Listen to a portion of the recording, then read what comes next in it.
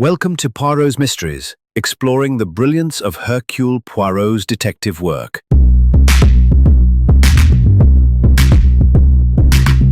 Picture a grand English estate, Ravenwood Hall, where secrets fester beneath polished smiles. A young woman, Tessa Marlowe, lies dead, stabbed through the heart, clutching a note that whispers truth. Who silenced her?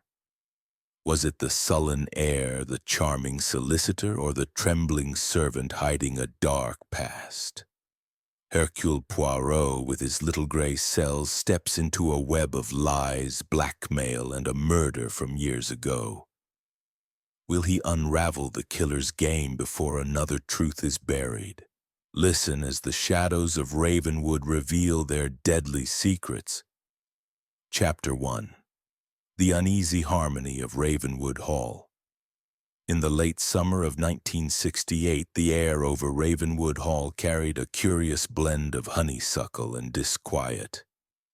The grand estate, nestled in the rolling hills of Sussex, stood as a monument to Edwardian opulence, its ivy-clad towers and mullioned windows gazing imperiously over manicured lawns. Yet beneath its stately facade, a restless energy simmered, as though the very stones sensed the discord among its inhabitants. It was a house accustomed to secrets, and this particular August it harbored more than most. Captain Arthur Hastings, ever the loyal companion of Hercule Poirot, arrived at Ravenwood Hall on a warm afternoon, his suitcase rattling in the boot of a hired taxi. The invitation had come unexpectedly, penned in the elegant hand of Mrs. Lavinia Cresswell, the widowed mistress of the estate.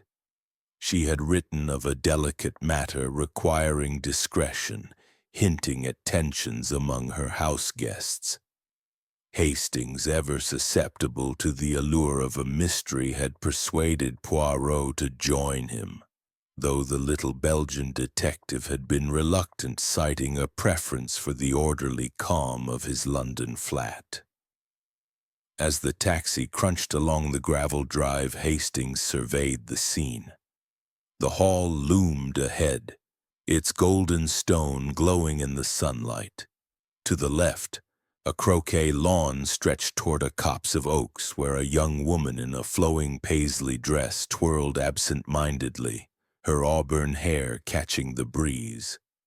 To the right, a stern-looking man in a tweed jacket stood smoking a pipe, his eyes fixed on the horizon. The air felt charged, as though a storm brewed not in the sky but in the hearts of those gathered here. Hastings stepped out, paid the driver, and adjusted his hat. "A fine place, this," he murmured, though his soldier's instinct prickled. Something was amiss. He glanced back, expecting Poirot's familiar figure to emerge from the taxi, but the detective had lingered in London, promising to arrive by the evening train. "Business of the mind," Poirot had said, waving a hand dismissively. Hastings, accustomed to his friend's eccentricities, had not pressed further. Mrs. Lavinia Cresswell greeted him at the grand oak doors, her silver hair impeccably coiled, her smile warm but strained. She was a woman of 50, elegant in a cream silk dress, yet her eyes betrayed a flicker of unease. "Captain Hastings, how good of you to come," she said, her voice smooth as polished mahogany. "I trust Monsieur Poirot will join us soon?" "By tonight, madam," Hastings replied, bowing slightly. "He's detained, but sends his regards." She led him into the drawing room where the house guests were assembled for tea. The room was a study in contrasts. Heavy velvet drapes framed tall windows, and a chandelier gleamed above a table laden with scones and porcelain. Yet the occupants seemed ill at ease, their conversations stilted, their glances sharp. Hastings took mental note of each, as Poirot had taught him to do. First, there was Julian Cresswell, Lavinia's nephew, a lanky young man of 25 with a mop of dark curls and a sullen air. He lounged in an armchair, his tie askew, muttering about the establishment to no one in particular. Beside him sat Tessa Marlowe, the auburn-haired girl from the lawn, her bohemian attire clashing with the room's formality. She clutched a teacup, her eyes darting nervously. Across the room, Dr. Edwin Blackwood, the pipe-smoking man from outside, stood by the fireplace, his stern demeanor softened only slightly by the presence of his wife Clara, a delicate woman with a penchant for knitting. She sat quietly, her needles clicking rhythmically, though her hands trembled faintly. Then there was Roland Fairchild, a solicitor in his 40s whose polished manners and sharp suit suggested ambition. He hovered near Lavinia, offering her a scone with a smile that seemed too calculated. Finally, Miss Beatrice Lyle, a spinster of indeterminate age, perched on the sofa's edge, her bird-like frame swathed in a high-necked dress. She peered at Hastings over her spectacles, her lips pursed as though she disapproved of his very existence. The conversation turned to trivialities, weather, the state of the gardens, but Hastings sensed undercurrents. Julian's barbed remarks about his aunt's wealth drew a sharp glance from Lavinia. Tessa's nervous laughter grated, and Roland's attempts to steer the talk toward business felt forced. Dr. Blackwood, meanwhile, seemed preoccupied, his gaze fixed on Tessa with an intensity that made Hastings uneasy. As tea concluded, Lavinia drew Hastings aside. "Captain, I must confide in you," she whispered, her voice low. "There is unease here. My guests are not what they seem. I fear something dreadful is afoot, though I cannot say what. A theft, perhaps, or worse. I've heard whispers, arguments in the night, footsteps where none should be. I need Monsieur Poirot's insight." Hastings nodded gravely. "He'll be here soon, Mrs. Cresswell. In the meantime, I'll keep my eyes open." The afternoon passed in a haze of polite tension. Hastings wandered the grounds, noting the layout. The hall's west wing housed the guest rooms, while the east held Lavinia's private quarters and a locked study. A narrow staircase led to the attic, and a servant's passage connected the kitchen to the upper floors. He sketched a mental map, as Poirot would have done, and catalogued the alibis of those he'd met. Julian had been in the village pub until midnight the previous night, according to a passing remark. Tessa claimed to have been reading in her room.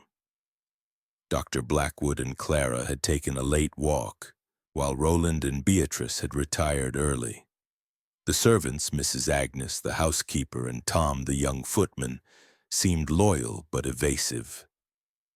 Dusk fell, casting long shadows across the lawn. Hastings stood by the croquet pitch, watching Tessa twirl her scarf in the fading light. She seemed fragile, yet there was a defiance in her posture. "You're not like the others," she said, suddenly catching his gaze. "You see things, don't you?" "Perhaps," Hastings replied cautiously. "And you, Miss Marlowe? What do you see?" Her smile faltered. "Trouble," she whispered, then turned and fled toward the house. Dinner was a strained affair, the clink of cutlery loud against the silence. Lavinia presided with grace, but her eyes flickered toward the empty chair reserved for Poirot. Julian drank heavily, his remarks growing sharper. Roland attempted to lighten the mood with anecdotes, but they fell flat. Beatrice muttered about propriety while Clara's knitting needles clicked incessantly. Dr. Blackwood ate little, his gaze again fixed on Tessa, who barely touched her food. As the clock struck 9, a scream shattered the quiet. It came from the west wing, high and piercing. Hastings leapt to his feet, heart pounding, and followed the others as they rushed upstairs. The sound led to Tessa's room, where the door stood ajar. Inside, sprawled across the carpet, lay Tessa Marlowe, her auburn hair fanned out like a halo. A silver letter opener protruded from her chest, and blood pooled beneath her, staining the rug. Her eyes, wide and lifeless, stared at the ceiling. Lavinia gasped, clutching Hastings' arm. Julian swore under his breath, while Roland's face drained of color. Beatrice let out a small, horrified cry, and Clara dropped her knitting, her hands trembling violently. Dr. Blackwood knelt beside the body, his fingers probing for a pulse, but he shook his head. "She's gone," he said grimly. Hastings knelt too, his mind racing. The letter opener was ornate, likely from the study. The window was latched, the room undisturbed save for a single overturned chair. A scrap of paper lay near Tessa's hand, bearing a single word in her handwriting. Truth. He slipped it into his pocket, mindful of Poirot's maxim. Every detail matters. The household stood frozen, their faces a gallery of shock, fear, and suspicion. Hastings straightened, his resolve hardening. This was no accident. Someone in this room or nearby had plunged that blade into Tessa Marlowe's heart. And somewhere in the labyrinth of motives and secrets lay the truth. As the distant sound of a train whistle announced Poirot's imminent arrival, Hastings felt a flicker of hope. The little Belgian would unravel this tangle. But for now, the shadows of Ravenwood Hall held their secrets close, and the night promised only more questions. Chapter 2. The shadow of murder. The air in Ravenwood Hall grew thick with dread as the reality of Tessa Marlowe's death settled over the household. The West Wing, once a haven of guest rooms adorned with chintz and polished oak, now felt like a stage for tragedy. The scream that had pierced the dinner hour lingered in the minds of all, a haunting echo that refused to fade. Captain Hastings stood in Tessa's room, his gaze sweeping the scene, committing every detail to memory as he awaited the arrival of Hercule Poirot. The body of Tessa Marlowe lay as they had found her, the silver letter opener glinting cruelly in the lamplight. Her paisley dress was crumpled, her auburn hair splayed across the rug, and the single word, truth, scrawled on the scrap of paper in her hand, seemed to pulse with significance. Hastings had not touched the body further, knowing Poirot would insist on examining the scene himself. The others had retreated to the drawing room, their voices a low murmur of shock and speculation, leaving Hastings alone with the grim tableau. The room itself was orderly, save for the overturned chair and the bloodstains spreading beneath Tessa. A small writing desk held a few books, poetry mostly by Blake and Ginsberg, along with a fountain pen and a half-finished letter addressed to Dearest J. The bed was neatly made, a silk scarf draped across the pillow. The window, latched from the inside, ruled out an intruder from the grounds. Hastings noted the time on the mantel clock. 9:05 p.m. The scream had come at 9 sharp, meaning the killer had acted swiftly and fled before the household reached the room. Footsteps in the corridor broke his reverie.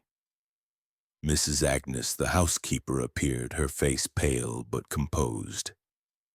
"Captain Hastings, the police have been called. They'll be here within the hour, and Monsieur Poirot's train has arrived. Tom's gone to fetch him from the station." "Thank you, Mrs. Agnes," Hastings replied, noting her steady hands despite the tremor in her voice. "Did you see or hear anything unusual before the scream?" She hesitated, her eyes flickering toward the body. "Nothing out of the ordinary, sir." Miss Marlowe kept to herself mostly. She was different, always talking about freedom, love, that sort of thing. Not like the rest of us. Hastings nodded, filing away her words. "And the others? Where were they before dinner?" "Mrs. Cresswell was in her study, sir. Mr. Julian was in the billiard room, I think. Dr. Blackwood and Mrs. Clara were in the garden until just before dinner. Mr. Fairchild was in the library, and Miss Lyle was in her room, reading, she said." "And you? Where were you at, say, 8:30? "In the kitchen, preparing the dessert tray. Tom was with me, polishing silver." Her tone was firm, but Hastings caught a fleeting glance toward the door as though she feared being overheard. As Mrs. Agnes retreated, the sound of a car on the gravel drive announced Poirot's arrival. Hastings hurried downstairs, relief washing over him as he spotted the familiar figure of Hercule Poirot, impeccable in his pinstriped suit, his mustache waxed to perfection. The little Belgian stepped into the hall, his eyes bright with curiosity, though his expression remained grave. "Mon ami Hastings," Poirot exclaimed, clasping his friend's hand. "You have thrust us into the drama, non? A murder, you say, in this fine maison? Tell me all and omit nothing." Hastings recounted the evening's events: the uneasy dinner, the scream, the discovery of Tessa's body, the letter opener, and the cryptic note. Poirot listened intently, his head tilted, his fingers steepled beneath his chin. When Hastings finished, Poirot's eyes gleamed. "The word truth," he mused. "It is a clue, Hastings, but to what? The motive? The killer? Or something deeper? We shall see. First, I must examine the scene. Lead on, my friend." They ascended to Tessa's room, where Poirot moved with the precision of a watchmaker. He knelt beside the body, his gloved hands hovering over the letter opener without touching it. "A fine weapon," he murmured. "From the study, you say? We must confirm this. And the chair, why is it overturned? A struggle, perhaps, but the room is otherwise undisturbed. Curious." He examined the scrap of paper, holding it to the light. "The handwriting is hers, yes, but the ink is fresh. She wrote this moments before her death. Why? To accuse, to confess."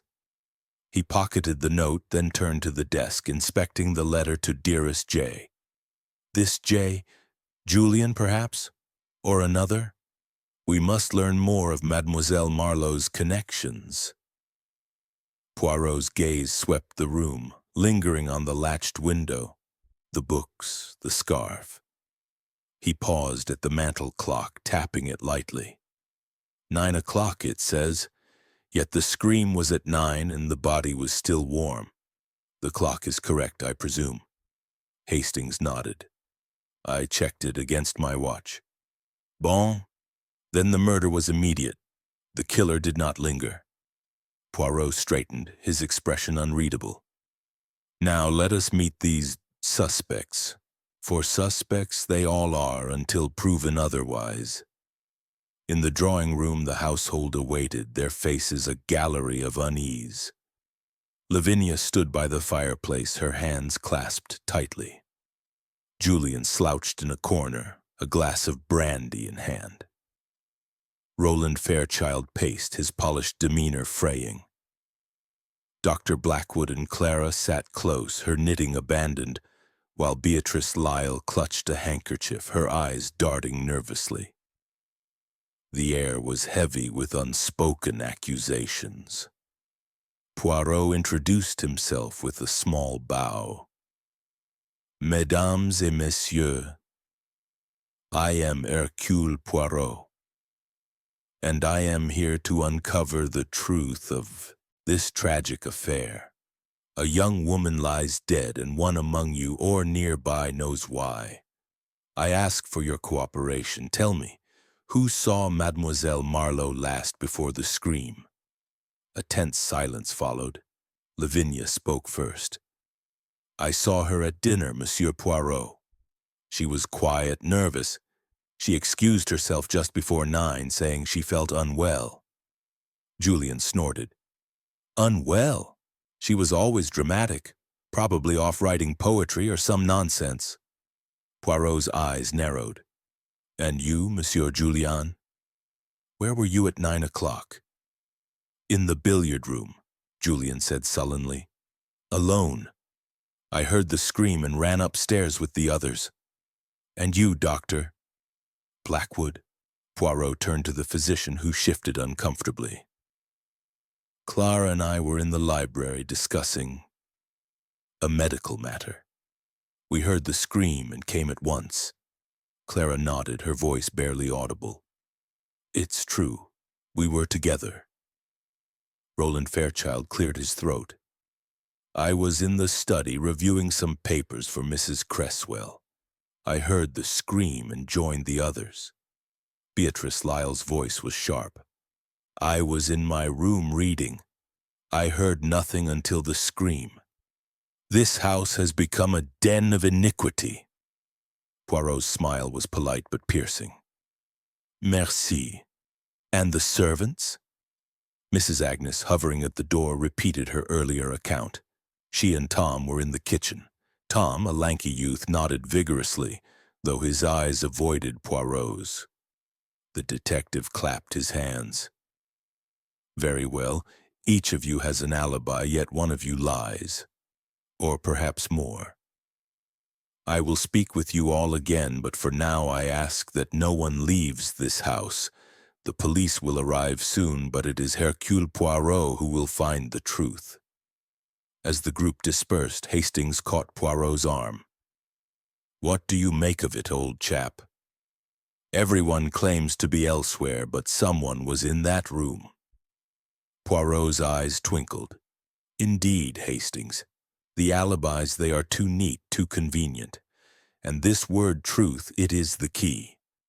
Tessa Marlowe knew something or suspected something, and it cost her life. We must learn what she knew and why it was so dangerous.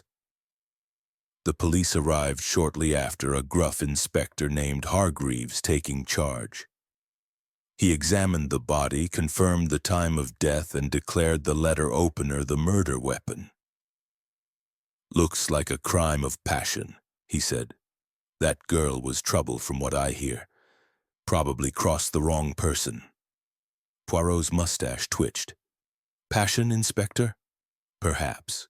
But this crime has the mark of calculation.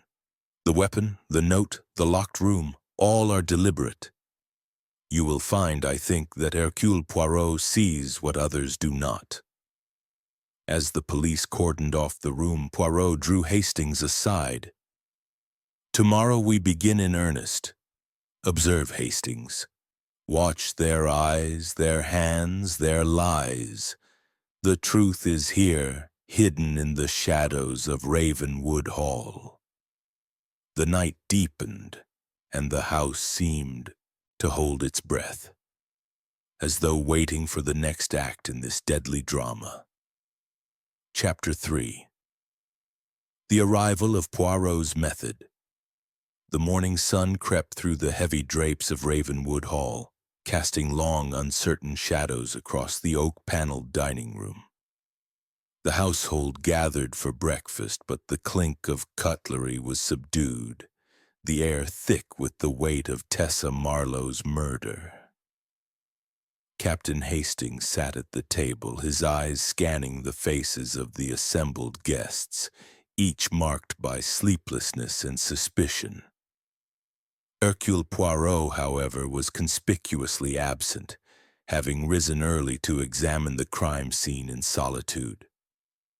Hastings knew his friend's habits.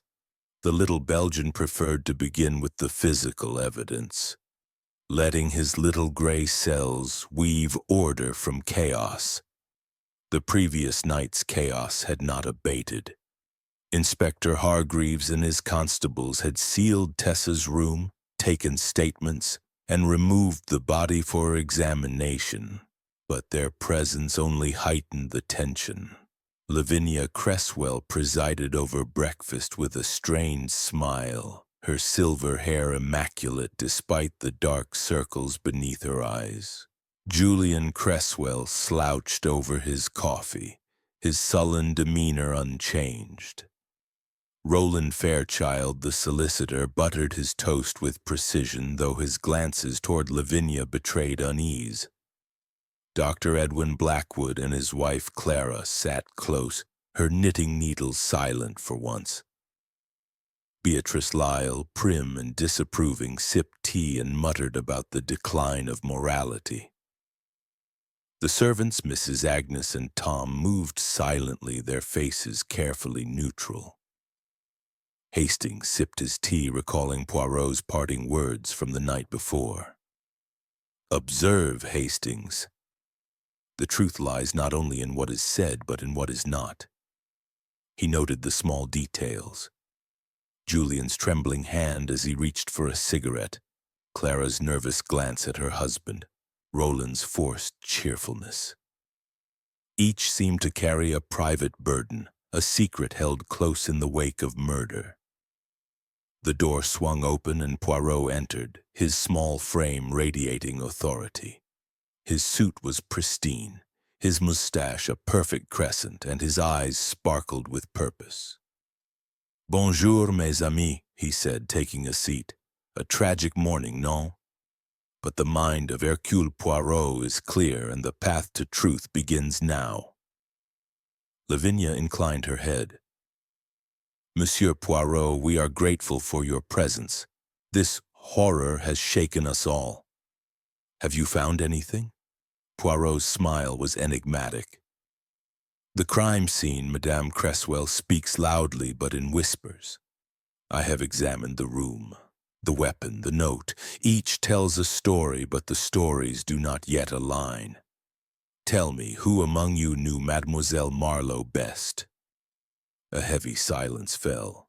Julian broke it with a scoff. "Tessa? She was a dreamer, always spouting nonsense about love and freedom, kept to herself mostly. I barely spoke to her." Poirot's gaze sharpened. "And yet, Monsieur Julian, you were seen arguing with her 2 nights ago in the garden." Mrs. Agnes overheard raised voices. What was the subject? Julian flushed, his cigarette pausing midway to his lips. "Nothing important. She was going on about my aunt's money, saying I didn't deserve it. I told her to mind her own business." "Money," Poirot mused. "A potent motive, no? And you, Madame Blackwood, you seemed distressed at dinner last night. Did Mademoiselle Marlowe trouble you?" Clara's hands twisted in her lap. She was kind in her way, but intense. She asked me strange questions about my past, my marriage. I didn't know what she wanted." Dr. Blackwood's jaw tightened. "Tessa was a meddler, always prying. I told her to leave Clara alone." Poirot nodded, his eyes flicking to Roland. "And you, Monsieur Fairchild? You were in the study near the letter opener before the murder. Did you see Mademoiselle Marlowe that evening?" Roland's smile was smooth. "Only at dinner, Monsieur Poirot. I was reviewing estate papers for Mrs. Cresswell. Tessa seemed agitated, but I paid no mind." Beatrice Lyle sniffed. "That girl was trouble. Always wandering the house at odd hours, writing her cryptic notes. I saw her in the corridor near the study 2 days ago, looking furtive." Poirot's eyebrows rose. "Furtive, Mademoiselle Lyle? A precise observation. And what were you doing in the corridor?" Beatrice bristled. "Returning to my room after tea. I am not the one under suspicion here." "Everyone is under suspicion," Poirot said mildly, "until the truth is found." Breakfast concluded, and Poirot requested a tour of the house. Lavinia led him and Hastings through the sprawling halls, pointing out the study, the library, the servants' quarters, and the attic staircase. Poirot paused at the study door, noting the lock's scratches, faint but fresh. "Someone has tampered with this," he murmured. "The letter opener came from here, yes?" Lavinia nodded. "It's an heirloom, kept on the desk. Anyone could have taken it." "Anyone with access," Poirot corrected. "And the key?" "I keep it in my room," Lavinia said, "but I don't always lock the study." "It's a trusting household." Poirot's smile was wry. "Trust, madame, is a luxury we can no longer afford." They moved to the West Wing, where Poirot re-examined Tessa's room. The police had left markers, but Poirot's focus was surgical. He measured the distance from the chair to the body, noted the angle of the letter opener, and inspected the carpet for footprints. "No struggle," he said softly. "The blow was swift, precise. The killer knew her, Hastings, and she did not fear them, until it was too late." He picked up the half-finished letter to Dearest J. The words were fervent, almost desperate. "I can't keep silent any longer. The truth must come out no matter the cost. Meet me tonight." The ink trailed off as though Tessa had been interrupted. Poirot's eyes gleamed. "This J, we must find them. Julian is the obvious choice, but in a mystery the obvious is rarely correct." They returned downstairs where Inspector Hargreaves awaited with news. "The coroner's report is in," he said gruffly. "Tessa Marlowe died at 9 p.m., give or take a minute. Single stab wound to the heart, no defensive marks. She didn't fight back. The letter opener's clean of prints wiped down." Poirot nodded. "A careful killer, then. And the note, truth, was it in her hand?" Hargreaves frowned, clutched tight. "She wrote it as she died, maybe naming her killer." "Or something else," Poirot said. "Truth is a slippery word, Inspector." Hastings watched as Poirot began his interviews, summoning each guest to the library one by one. Julian admitted to a heated argument with Tessa, but insisted it was about money, not murder. "She thought I was a leech," he said bitterly. "Maybe I am, but I didn't kill her." Clara Blackwood, trembling, revealed Tessa had questioned her about a past scandal, a hushed-up affair in London years ago. "She seemed to know things," Clara whispered. "Things I've never told anyone." Dr. Blackwood was brusque. "Tessa was a nuisance, poking into our lives. I warned her off, but murder? Preposterous." Roland Fairchild claimed ignorance of Tessa's personal life, but admitted to overhearing her on the telephone 2 days prior, speaking of a secret she planned to reveal.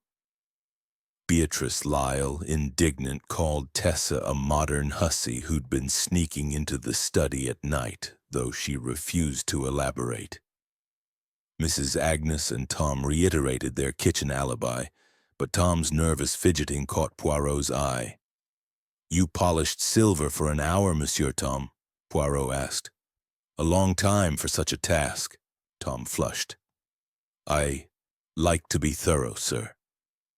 As the interviews ended, Poirot drew Hastings aside. "The alibis, they are like a house of cards, seemingly solid yet fragile. Each person hides something, Hastings. Tessa Marlowe was no innocent dreamer. She was a catalyst, stirring secrets to the surface. But whose secret was worth killing for? The afternoon brought a discovery. A groundskeeper found a bloodied handkerchief in the rose garden, monogrammed with the letter R. Roland Fairchild's face paled when shown it, but he claimed it was stolen from his room. "Anyone could have taken it," he protested. Poirot's eyes narrowed. "Anyone, monsieur? Or someone who wishes to point the finger at you?" As evening approached, the household gathered for tea, their glances sharp with mistrust. Poirot sat silently, his fingers tracing the rim of his cup, his mind clearly elsewhere. Hastings knew that look. The little gray cells were at work, piecing together the puzzle. But the pieces were scattered, and the shadow of murder loomed larger with each passing hour. Chapter 4. The Web of Questions. The afternoon sun filtered through the tall windows of Ravenwood Hall, casting a golden glow that did little to dispel the chill of suspicion lingering in its rooms. The murder of Tessa Marlowe had transformed the estate into a labyrinth of secrets, each corridor and conversation laced with hidden meanings. Captain Hastings sat in the library, his notebook open, scribbling observations as Hercule Poirot paced before the fireplace, his small frame radiating intensity. The Belgian detective's eyes gleamed with the quiet fervor of a man unraveling a knot, and Hastings knew that the interviews conducted that morning had only deepened the mystery. Poirot had summoned the household one by one, his questions sharp and relentless, yet delivered with a disarming courtesy that coaxed truths from even the most guarded lips.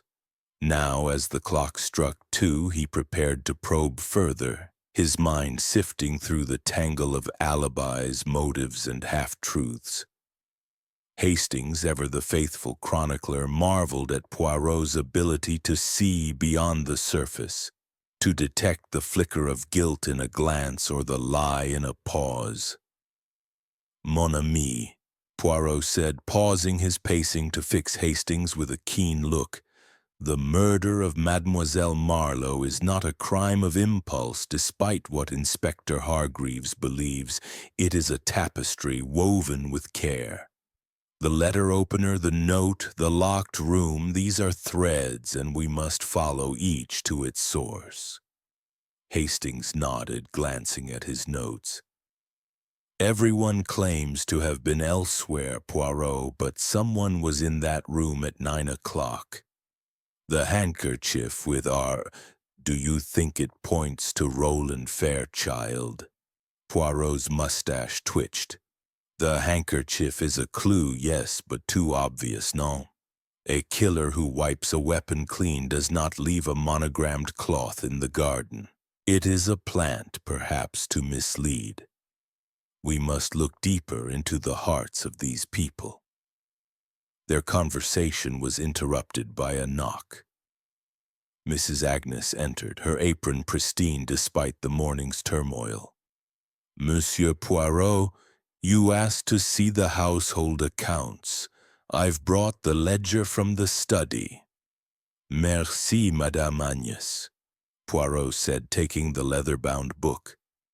"And tell me, you were in the kitchen at 9 last night, oui? Did you hear anything before the scream, footsteps perhaps, or voices?" She hesitated, her hand smoothing her apron. "Nothing, sir. The kitchen's far from the west wing, but Miss Marlowe was in the study the night before last, late. I saw her leaving as I brought Mrs. Cresswell's tea. She looked furtive." Poirot's eyes narrowed. "Furtive, you say?" "The same word Mademoiselle Lyle used. And what time was this?" "Near 11, sir. I thought it odd her being there so late." As Mrs. Agnes departed, Poirot flipped through the ledger, his fingers pausing at a page marked with recent entries. Hastings. Regardez. Payments to a TM over the past month, small sums but regular. Tessa Marlowe, perhaps. Was she being paid by Madame Cresswell, or was she extorting? Before Hastings could respond, Lavinia Cresswell entered, her composure fraying at the edges. "Monsieur Poirot, have you made progress? The police are questioning everyone, but they seem to suspect Julian. He's difficult, I know, but he's no murderer. Poirot inclined his head. Madam, I suspect everyone until I do not. Tell me about these payments to T.M. in your ledger. Were they to Mademoiselle Marlowe? Lavinia's face paled. Yes. Tessa came to me a month ago claiming she'd uncovered a family secret. She demanded money to keep silent. I paid her, thinking it would end, but she grew bolder, asking for more. I didn't tell anyone. She swore it would ruin us. A secret? Poirot's voice was soft, dangerous. What secret, madam? Lavinia's hands twisted. She wouldn't say, only hinted it involved my late husband's will. I thought she was bluffing, but I couldn't risk it. Poirot nodded, dismissing her gently. As she left, he turned to Hastings. Blackmail, Hastings, a powerful motive. Tessa Marlowe was no mere dreamer. She was a hunter of truths, and one truth cost her life. The interviews continued. Julian Cresswell, summoned next, slumped into a chair, his eyes bloodshot. I didn't kill her, Poirot, he said before the detective could speak. Yes, we argued. She called me a parasite, said I'd never inherit if she had her way, but I didn't stab her. And where were you, monsieur, between 8:30 and 9? Poirot asked. In the billiard room, like I said. I heard the scream and ran upstairs. Ask Tom, he passed by earlier, saw me there. Poirot made a note. And this secret Tessa spoke of, did she mention it to you? Julian hesitated. She hinted she knew something about my uncle's death, said it wasn't an accident. I told her she was mad. Poirot's eyebrows rose. An accident, you say? Tell me more. Julian shrugged. Uncle Henry died in a car crash 2 years ago. Everyone said it was an accident. Bad roads, bad luck. Tessa thought otherwise, but she wouldn't explain. Next came Dr. Blackwood, his stern face set in lines of irritation. This is absurd, Poirot. I'm a doctor, not a killer. Tessa was a nuisance, yes, but I had no reason to harm her. And yet, Poirot said, you watched her closely at dinner. Why? Blackwood's jaw tightened. She upset Clara, asking about our past. I didn't trust her. She had a way of digging where she wasn't wanted. Clara, interviewed separately, was near tears. Tessa knew about my indiscretion in London years ago. An affair, long over. She threatened to tell Edwin. I begged her not to, but she just smiled like it was a game. Roland Fairchild, polished as ever, denied any involvement with the handkerchief. It's mine, yes, but I keep several in my room. Anyone could have taken it. I was in the study, as I said, working on estate matters.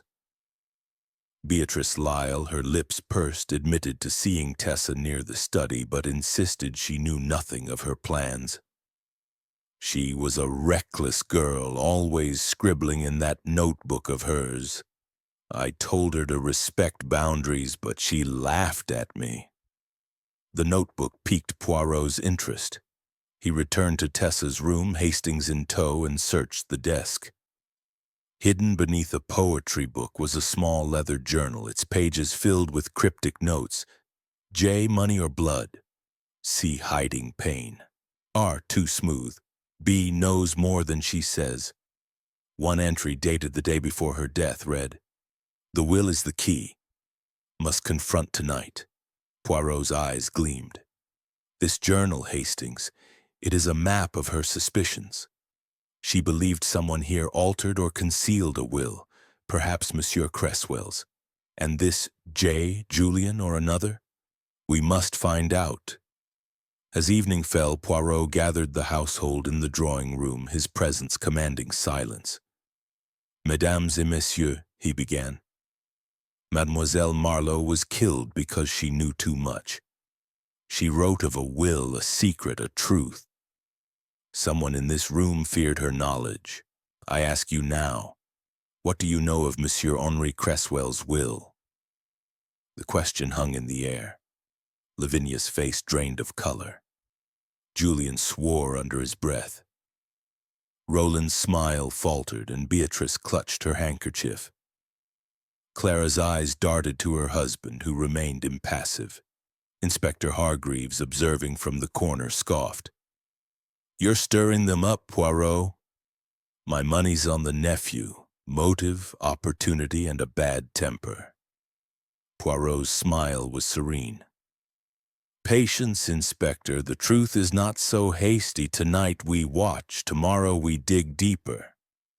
As the group dispersed, Hastings caught a glimpse of Tom, the footman, slipping out the back door, his face pale. "Poirot," he whispered. "Tom's acting oddly." "Should we follow?"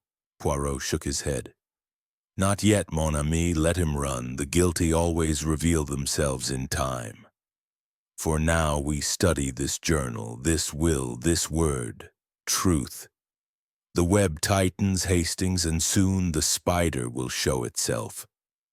The night settled over Ravenwood Hall, its secrets pulsing like a heartbeat, waiting for Poirot's relentless logic to expose them. Chapter 5. The red herrings emerge. The morning mist clung to the gardens of Ravenwood Hall, veiling the estate in a ghostly shroud that mirrored the unease within its walls. The murder of Tessa Marlowe had cast a pall over the household, and the air buzzed with suspicion as each guest and servant navigated the delicate dance of innocence and deceit. Captain Hastings stood by the library window watching the grounds where Tom, the footman, had vanished into the dusk the previous evening. His instincts told him the young man's behavior warranted scrutiny, but Hercule Poirot, seated at the library table, seemed unperturbed, his attention fixed on Tessa's leather journal. "Mon ami," Poirot said, his voice cutting through Hastings' thoughts, "you are distracted by the flight of young Tom. But the mind of Hercule Poirot does not chase shadows. The journal, the will, the word truth, these are the pillars of our case. Tom's actions, they are but a thread, and we shall pull it in time." Hastings turned, his notebook in hand. "You're right, Poirot, but that handkerchief with Roland's initial, it's too convenient, don't you think? And Julian's argument with Tessa, Clara's secret, Lavinia's payments, it's a tangle." Poirot's mustache twitched with a faint smile. "A tangle, oui, but one we shall unravel. The handkerchief, the alibis, the journal entries, these are red herrings designed to mislead, but the truth, Hastings, it hides in the contradictions. Let us proceed." The morning's interviews began with Inspector Hargreaves, who stormed into the library, his face flushed with frustration. "Poirot, this case is a mess. The coroner confirms no fingerprints on the letter opener, and the blood on that handkerchief matches Tessa's. Fairchild's our man, mark my words. He was in the study where the weapon came from, and he's got that smarmy solicitor's charm." Poirot's eyes gleamed. "Charm, Inspector, is not a crime, and the handkerchief, as I have said, is too obvious. Tell me, what of the will of Monsieur Henri Cresswell? Have your men examined it?" Hargreaves frowned. "The will? Lavinia provided a copy. It leaves the estate to her with a trust for Julian when he turns 30. Standard stuff. Why?" "Because," Poirot said, tapping the journal, "Mademoiselle Marlowe believed it held a secret. She wrote of confronting someone about it the night she died. We must see the original document, not a copy." Hargreaves grumbled but agreed to request the original from Lavinia's solicitor. As he left, Poirot turned to Hastings. "The will is the heart of this, Hastings. Tessa's payments from Madame Cresswell, her hints to Julian about his uncle's death, these point to a document that is not what it seems." Their next visitor was Roland Fairchild, his polished demeanor strained. "Monsieur Poirot, this handkerchief business is outrageous. I told you it was stolen from my room. I had no quarrel with Tessa." Poirot leaned forward, his gaze piercing. "And yet, monsieur, you were in the study where the letter opener was kept. You heard Tessa on the telephone speaking of a secret. Did she confide in you?" Roland's jaw tightened. "She mentioned nothing specific, just vague talk about truth and justice.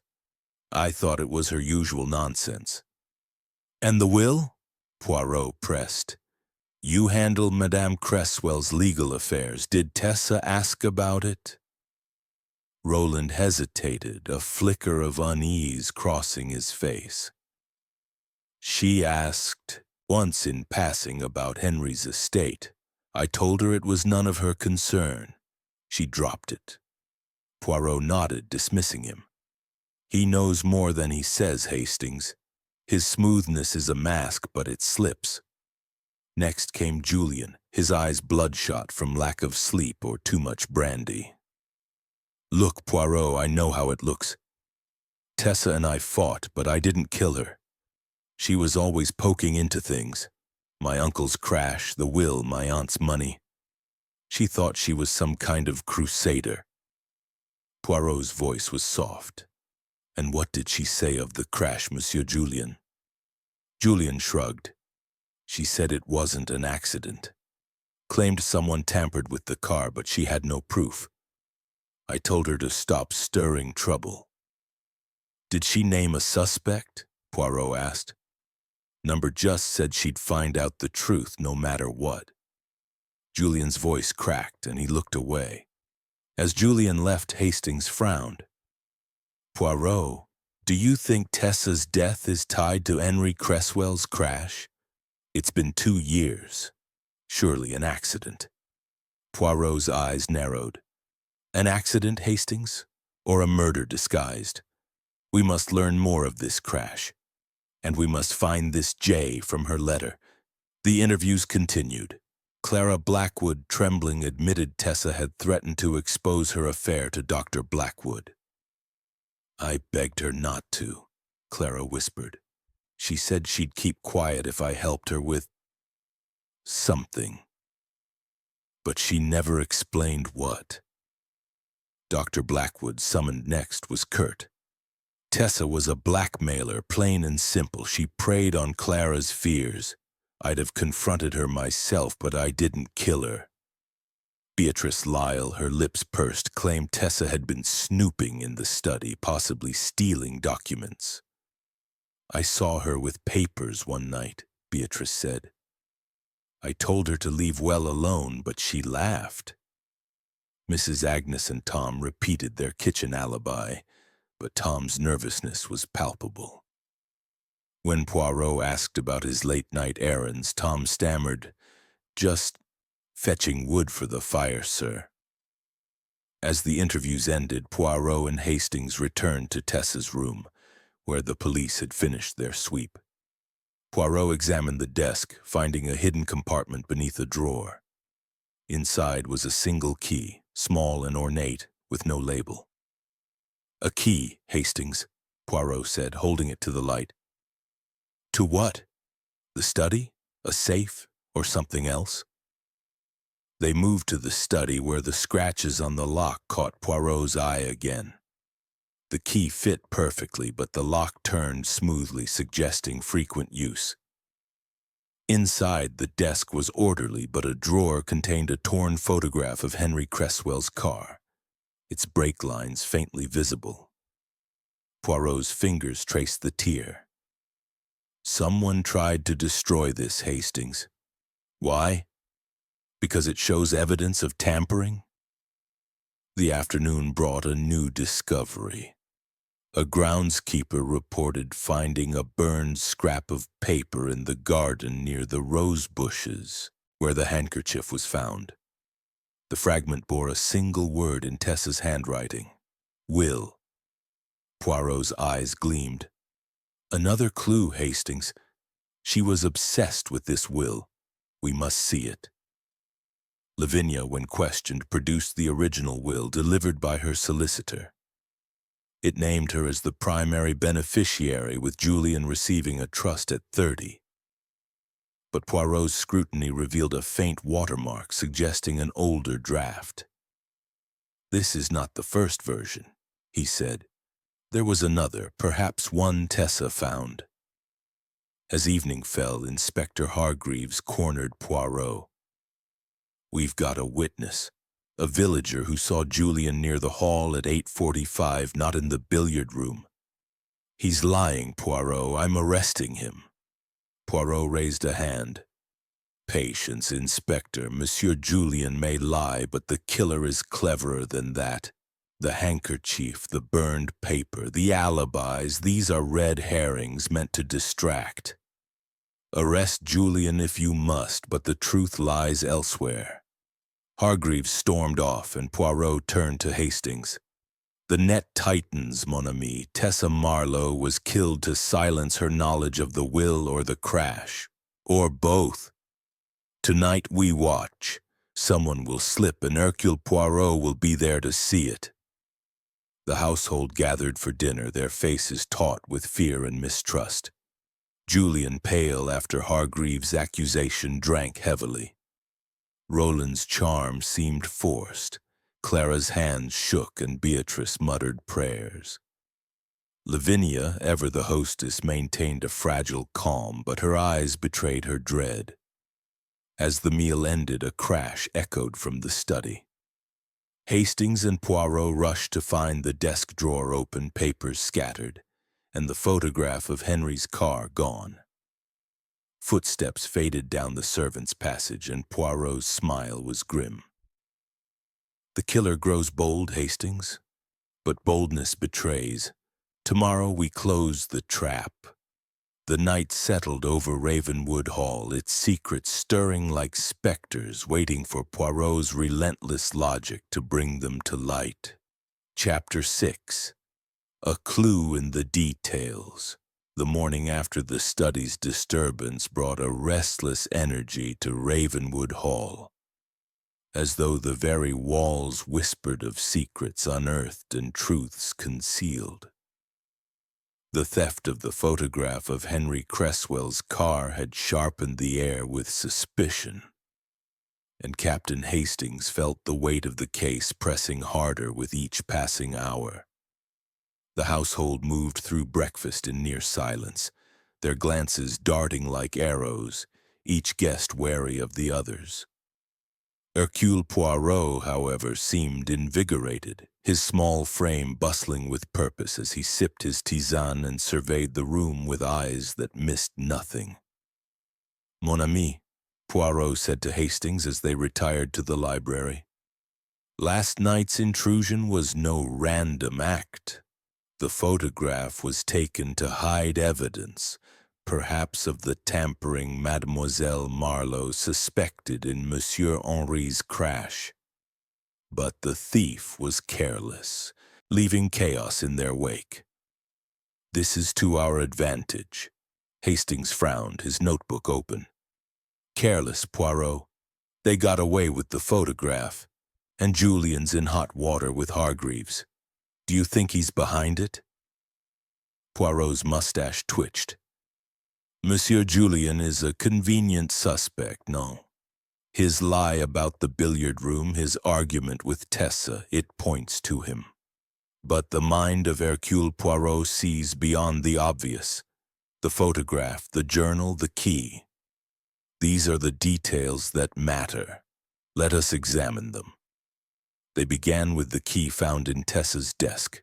Poirot tested it in every lock in the house, the study, the attic, the servants' quarters, even Lavinia's private safe. It fit none but the study door, confirming its purpose. "This key," Poirot said, suggests Tessa had access to the study, perhaps to search for the will or evidence of the crash. But who else had access? Hastings recalled the scratches on the study lock. Someone forced it, Poirot. Could Tessa have done that, or was it the killer? Poirot nodded. A good question, Hastings. The scratches are recent but not fresh enough for the night of the murder. Tessa, perhaps, or another. We must learn who else entered that room. Their investigation was interrupted by Inspector Hargreaves, who stormed in, his face red. Poirot, I've arrested Julian Cresswell. The villager's testimony places him outside at 8:45. Not in the billiard room, he's got motive. Tessa's threats about the will and opportunity, case closed. Poirot's eyes gleamed with polite disdain. Closed, Inspector? No, it is only beginning.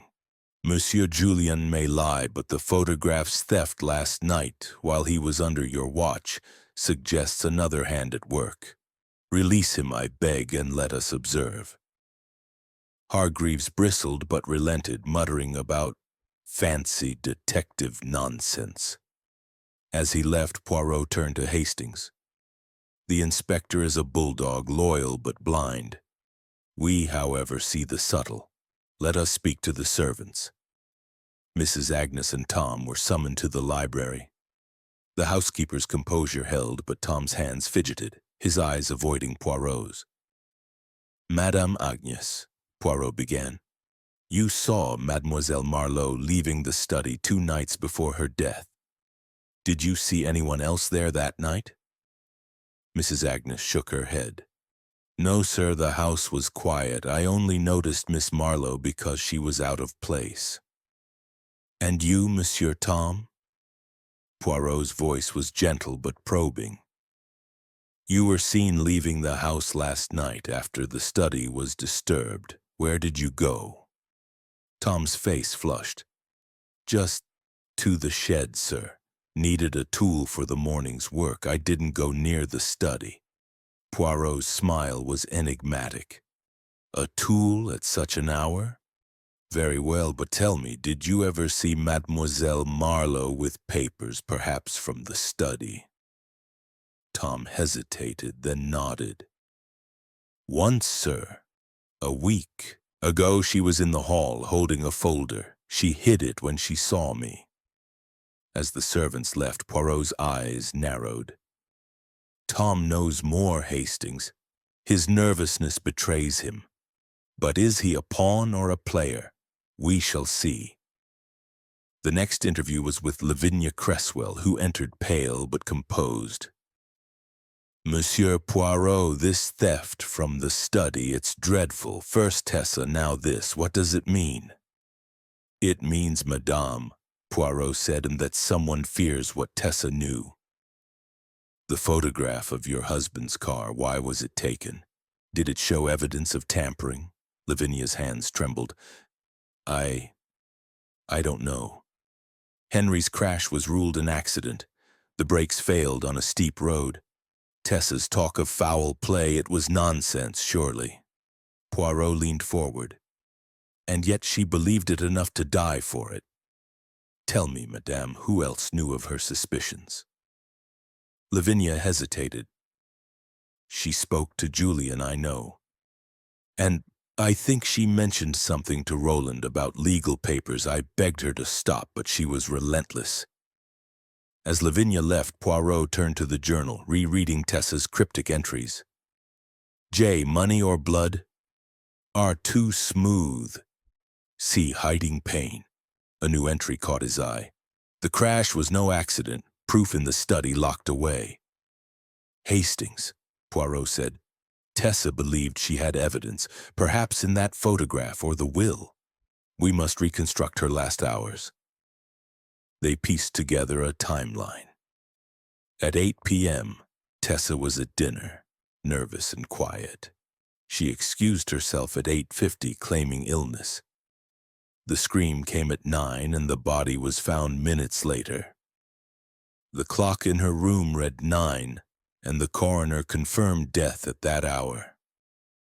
No one saw her leave the dining room, Hastings said. The killer must have been waiting in her room. Or followed her, Poirot corrected. The chair was overturned, suggesting surprise, but no struggle. She knew her killer, Hastings, and trusted them, until the blade struck. A new clue emerged when Hastings, searching the servants' passage, found a single pearl earring caught in the floorboards near the study. Poirot, this could belong to Clara or Lavinia. Both wear pearls. Poirot examined the earring, its luster dulled by dust. Or Beatrice, perhaps. We must ask. But this passage, it connects the study to the west wing. The killer could have used it to escape unseen. They questioned the women. Lavinia denied owning the earring, though her fingers touched her own pearls nervously. Clara paled, claiming she'd lost an earring days ago. Beatrice scoffed, saying pearls were too ostentatious for her taste. Poirot pocketed the earring, his expression unreadable. As afternoon faded, Poirot and Hastings walked the grounds, retracing the path to the rose garden where the handkerchief and burned paper were found. Poirot knelt, examining the soil. No footprints, Hastings, but the ground is soft. The thief was careful, or the evidence was placed here. A shout interrupted them. Tom, the footman, emerged from the shed, his face ashen.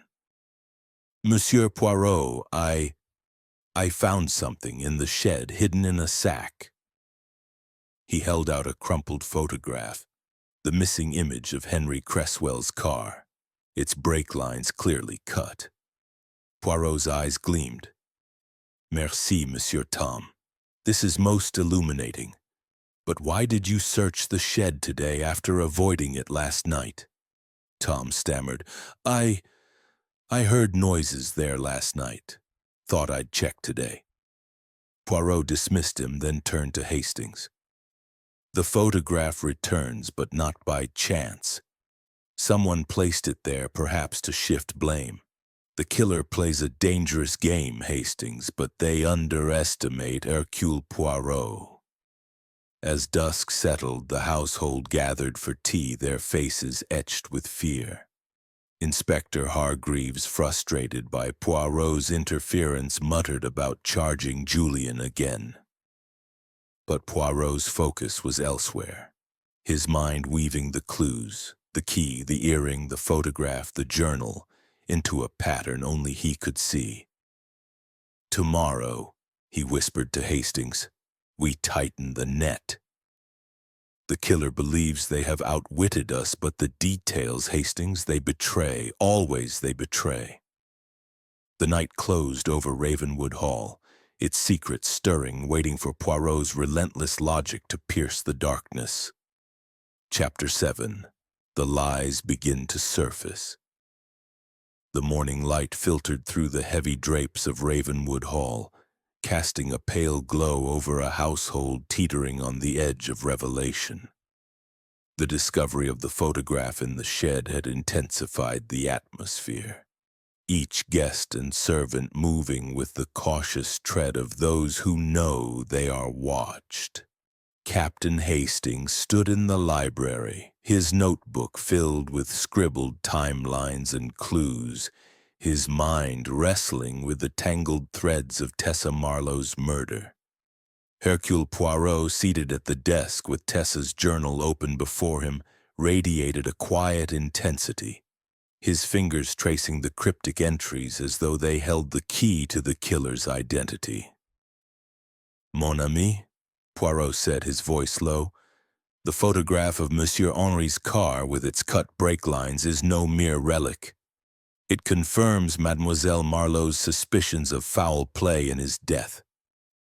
But why was it hidden, then revealed? The killer weaves a web of deception, but the threads are fraying. Hastings nodded, glancing at his notes. The earring in the servant's passage, the key, the journal entries. Everything points to the study, Poirot. Tessa was after something there, and someone killed her to stop her, but who? Julian's alibi is shaky, Roland's handkerchief is suspicious, and Clara's fear of Tessa's blackmail feels too neat. Poirot's eyes gleamed. Neat, oui. But the truth is rarely so tidy. The lies, Hastings, they surface now like ripples on a pond. We must stir the waters further. Their conversation was interrupted by Inspector Hargreaves, who entered with a scowl. Poirot, I've had enough of your games. That photograph proves Julian's motive. Tessa was digging into his uncle's death, threatening his inheritance. I'm hauling him in for questioning again. Poirot raised a hand. Patience, Inspector.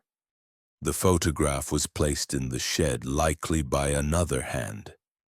Monsieur Julien is a convenient scapegoat, but the killer is cleverer. Tell me, have you traced the original will of Monsieur Henri Cresswell? Hargreaves grunted. Lavinia's solicitor sent it. Matches the copy. Estate to her. Trust to Julian at 30. No discrepancies. Poirot's mustache twitched. No discrepancies, you say? Yet Tessa believed otherwise. We must examine it ourselves with fresh eyes. As Hargreaves left, Poirot summoned Lavinia Cresswell to the library. She entered, her elegance marred by the strain of sleepless nights. Monsieur Poirot, this photograph, it's dreadful. Henry's crash was an accident, I swear. Why would Tessa think otherwise? Poirot's gaze was piercing. Because, madame, she found evidence, perhaps in the study where she was seen. The key we found in her room unlocked that door. Did you know she had it?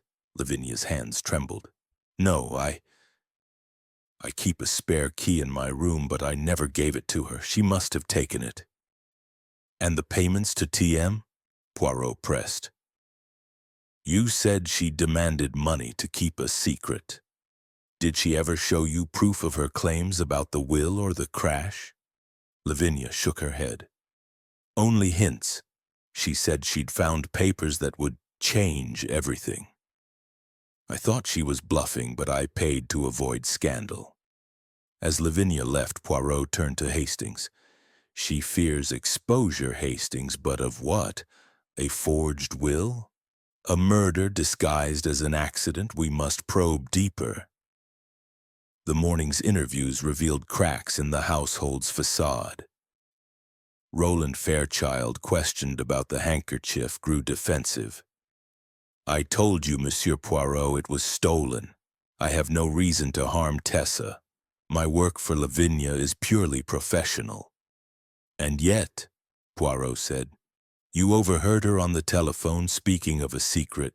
Did she mention the will to you? Roland hesitated. She asked about estate law once, hypotheticals about contested wills. I brushed her off. She was persistent. Clara Blackwood, trembling, admitted Tessa had confronted her about her affair the day before her death. She said she'd tell Edwin unless I helped her find a document in the study. I refused. I couldn't betray Lavinia. Dr. Blackwood's stern facade cracked slightly. Tessa was a menace, upsetting Clara with her threats. I told her to leave us alone, but I didn't kill her. I was in the library with Clara at 9. Beatrice Lyle, her voice sharp, claimed Tessa had been meddling in things she didn't understand. I saw her with a folder from the study, Beatrice said. She hid it when she saw me. I told her to stop, but she mocked me. Mrs. Agnes, when questioned, admitted to overhearing Tessa and Julian arguing about the will 2 days prior. She said he'd never see a penny if she told the truth, Mrs. Agnes said. He was furious. Tom the footman grew paler when Poirot mentioned the shed. I swear, sir, I only found the photograph by chance. I wasn't looking for it. Poirot's smile was gentle but unrelenting. And yet, Monsieur Tom, you were in the shed last night after the study was disturbed. What did you see? Tom's eyes darted away. Nothing, sir, just shadows. I got scared and left. As the interviews ended, Poirot and Hastings returned to the study. The scattered papers from the previous night's intrusion were gone, tidied by the servants, but Poirot found a faint ink smudge on the desk blotter matching the pen in Tessa's room. She wrote here, Poirot said, perhaps the note, truth, or something else. The study is the heart of this mystery, Hastings. They examined the will again, Poirot's eyes scanning every line. A clause caught his attention, a provision for a charitable trust to be managed by Lavinia's solicitor, Roland Fairchild. Curious, Poirot murmured. This trust is vague, yet substantial. Could Tessa have suspected it was a cover? Hastings frowned. A cover for what, Poirot? Embezzlement? Or something tied to the crash? Perhaps both, Poirot said. We need the mechanic's report from Monsieur Henri's crash. It may confirm the tampering.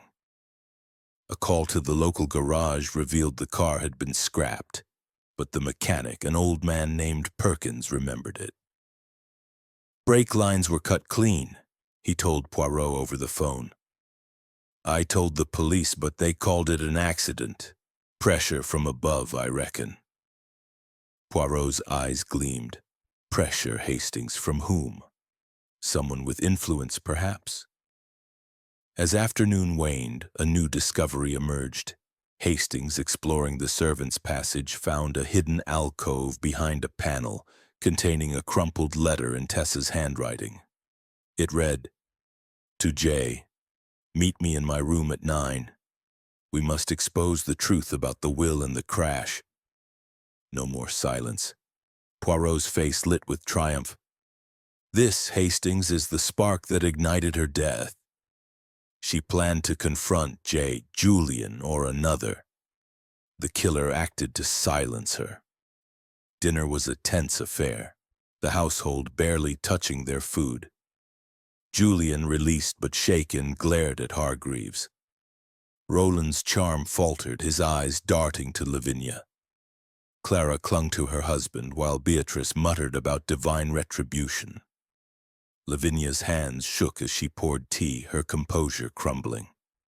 As the meal ended, Poirot stood, his voice commanding. Mesdames et messieurs, the lies are surfacing. Mademoiselle Marlowe died because she knew too much about a will, a crash, a secret. Someone in this room or nearby took her life to protect that secret. Tomorrow I shall name them. A gasp rippled through the room. Hargreaves scoffed, but the others froze, their faces a gallery of fear and guilt. Hastings caught Tom slipping out again, his coat clutched tightly, and whispered to Poirot. Let him go, Poirot said softly. He runs, but he cannot hide. The truth, Hastings, is close. The lies are breaking, and soon the killer will stand revealed. The night settled over Ravenwood Hall, its shadows deeper, its secrets trembling on the edge of exposure. Chapter 8. The Emotional Turning Point. The dawn broke over Ravenwood Hall with a fragile clarity, the mist lifting to reveal a landscape as taut with tension as the household within. The murder of Tessa Marlowe had woven a web of suspicion that tightened with each revelation, and the discovery of her letter to Jay had cast a new shadow over the estate. Captain Hastings stood in the library, his notebook now a tapestry of clues, timelines, and contradictions, his heart heavy with the sense that the truth was near yet maddeningly elusive. Hercule Poirot, seated at the desk with Tessa's journal and the crumpled letter before him, radiated a quiet intensity, his eyes gleaming with the certainty of a man closing in on his quarry. "Mon ami," Poirot said, his voice soft but resolute. "We approach a turning point. The letter to J, this is no mere note. It is a summons, a challenge, and it cost Mademoiselle Marlowe her life. Someone in this house could not allow her to speak. Today we press harder, and the truth will crack." Hastings nodded, his mind racing. That letter, Poirot. It proves Tessa planned to confront someone at 9 just before her death. Julian's the obvious J, but the photograph, the earring, the key, they point everywhere and nowhere. And Tom's behavior, slipping out again last night. Could he be involved? Poirot's mustache twitched. "Monsieur Tom is a piece of the puzzle, yes, but a small one, I think. The killer is bolder, more cunning. The emotional weight of this crime, it is not the act of a frightened servant. Let us begin." Their first interview was with Clara Blackwood, whose fragile demeanor had crumbled further since the previous day. She entered the library, her hands twisting a handkerchief, her eyes red from crying. "Monsieur Poirot," she whispered, "I can't bear this any longer. Tessa knew about my affair. She threatened to tell Edwin. I lied before. I did agree to help her, but only to keep her quiet." Poirot leaned forward, his gaze gentle but unyielding. "And what did she ask of you, madam?" Clara's voice broke. "She wanted me to distract Lavinia while she searched the study. 2 nights before her death, I kept Lavinia in the drawing room talking about nonsense. Tessa came back agitated, saying she'd found something but needed more time. I begged her to stop, but she wouldn't listen." "And this something?" Poirot pressed. "Did she say what it was?" Clara shook her head. "Only that it would change everything. She mentioned a will and Henry's crash. I didn't understand, but she was so determined." As Clara left, sobbing softly, Hastings frowned. "She's breaking, Poirot. Do you think she's telling the truth now?" "Partially," Poirot said. "Her fear is genuine, but she holds something back. The affair is a motive, yes, but not the heart of this crime. Let us speak to her husband." Dr. Edwin Blackwood entered, his stern face set in defiance. "Monsieur Poirot, this is absurd. Clara's distraught because of that girl's meddling. I had no reason to kill Tessa. She was a nuisance, nothing more." Poirot's eyes narrowed. "And yet, monsieur, you watched her closely at dinner. You knew she was troubling your wife. Did you know of her search in the study?" Blackwood hesitated, then nodded. "I saw her leaving it once, late at night. I thought she was stealing, but I didn't confront her. I should have." "And the earring we found in the servants' passage," Poirot said, producing the pearl. "Is it your wife's?" Blackwood's jaw tightened. "It looks like hers, but she lost one weeks ago. Anyone could have planted it." Poirot dismissed him, then turned to Hastings. "The earring, the photograph, the key, these are distractions, Hastings, but they point to the study. Tessa found something there, and it sealed her fate." Next came Roland Fairchild, his polished charm fraying at the edges. "Monsieur Poirot, I've told you everything. The handkerchief was stolen, and I had no quarrel with Tessa. Why do you keep hounding me?" "Because, monsieur," Poirot said, "you manage Madame Cresswell's affairs, including the will. Tessa asked you about it, did she not? What did she suspect?" Roland's smile faltered. "She asked vague questions about inheritance laws, nothing specific.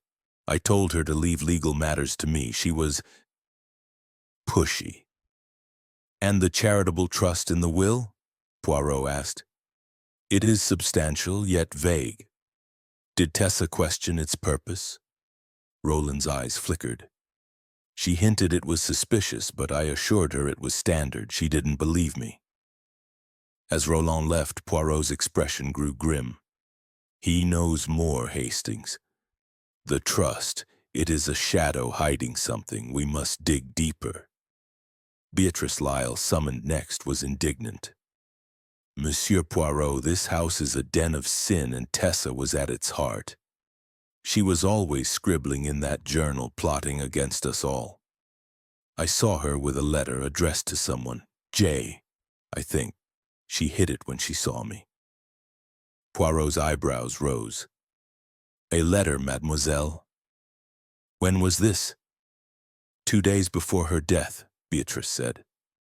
In the corridor near the study, she looked guilty. The interview with Julian Cresswell was, explosive. He stormed in, his face flushed with anger. Poirot, I'm not your killer. Yes, I lied about being in the billiard room. I was outside, smoking, thinking about Tessa's nonsense. She said my uncle's crash was murder, that the will was fake. I told her to shut up, but I didn't kill her. Poirot's voice was calm. And this letter to J, Monsieur Julien, did she show it to you? Julian froze. She mentioned a meeting, said she'd tell me everything. I didn't go, I was too angry. If I'd gone, maybe she'd still be alive. His voice cracked, and he buried his face in his hands, the weight of guilt and grief breaking through his sullen facade. Hastings felt a pang of sympathy, but Poirot's eyes were unyielding. Merci, monsieur. Your candor is noted. As Julian left, Poirot turned to Hastings. He breaks, Hastings, but is it guilt or regret? The letter to J, it is the pivot of this drama.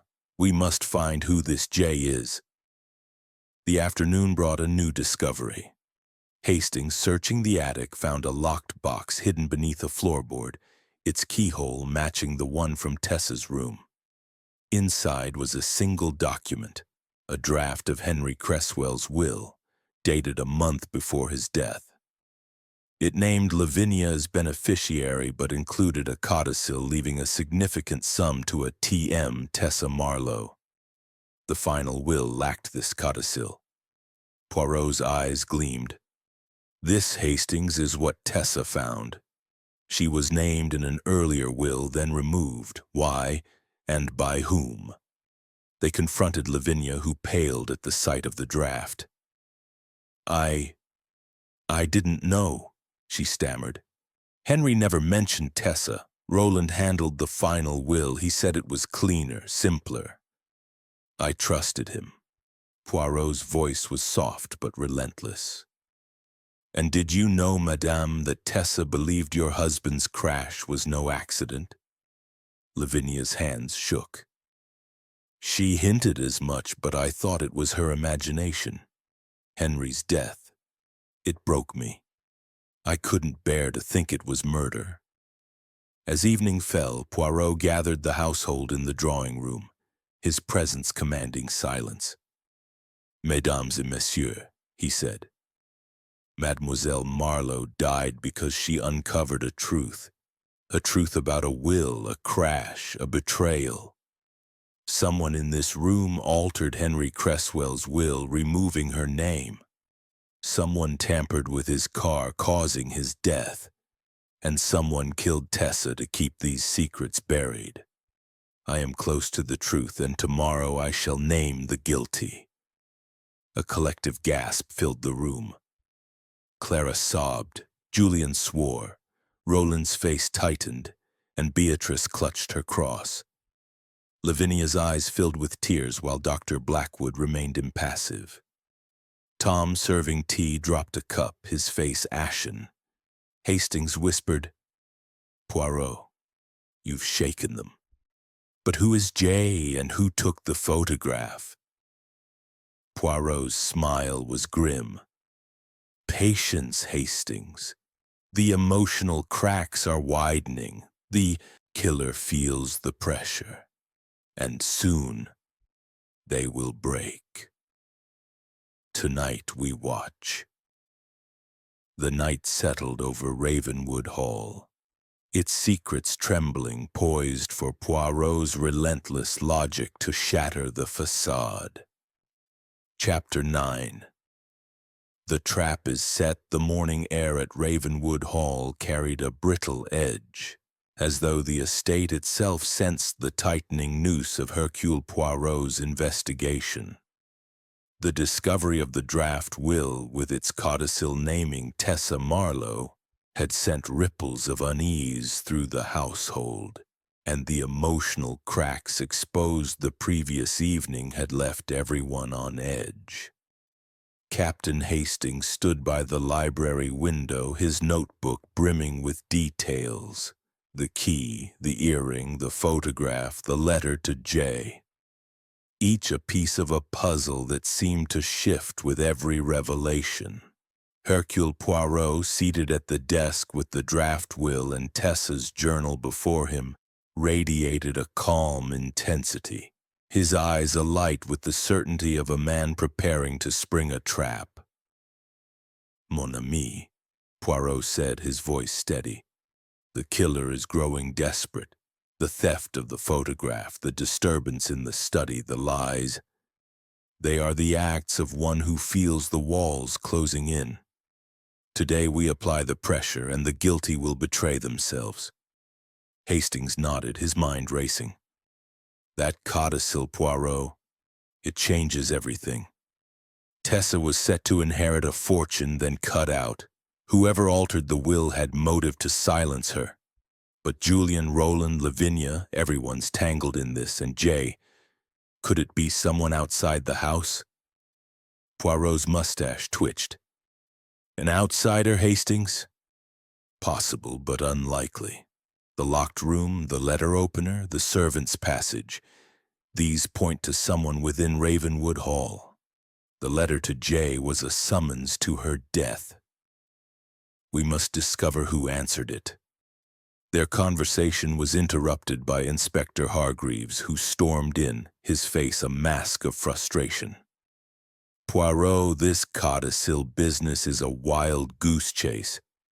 Julian's our man, motive lies, and he was seen outside at 8:45. I'm charging him today unless you give me something solid." Poirot's eyes gleamed with polite disdain. "Solid, Inspector? The truth is solid, but it requires finesse. The codicil proves Tessa was a threat to someone's inheritance or power. Release Monsieur Julian and let us work. The trap is set." Hargreaves muttered, but agreed to delay the arrest, leaving with a scowl. Poirot turned to Hastings. "The inspector is a hammer, striking blindly. We, however, are surgeons. Let us begin with Madame Cresswell." Lavinia entered the library, her elegance fraying under the strain. "Monsieur Poirot, this draft will— I swear I knew nothing of it. Henry never mentioned Tessa. Roland prepared the final will. I trusted him completely."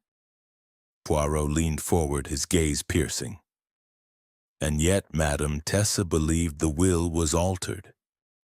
She had a key to your study where she found this draft. Did you ever suspect Roland of deceit?" Lavinia's hands trembled. I trusted him. But Tessa's hints about Henry's crash, the will, they frightened me. I thought she was delusional, but now I don't know." "And the payments to her?" Poirot pressed. "You paid to silence her. Did she threaten to expose Roland?" Lavinia hesitated. "She said she had proof of something wrong with the estate. I thought it was about my family, not Roland."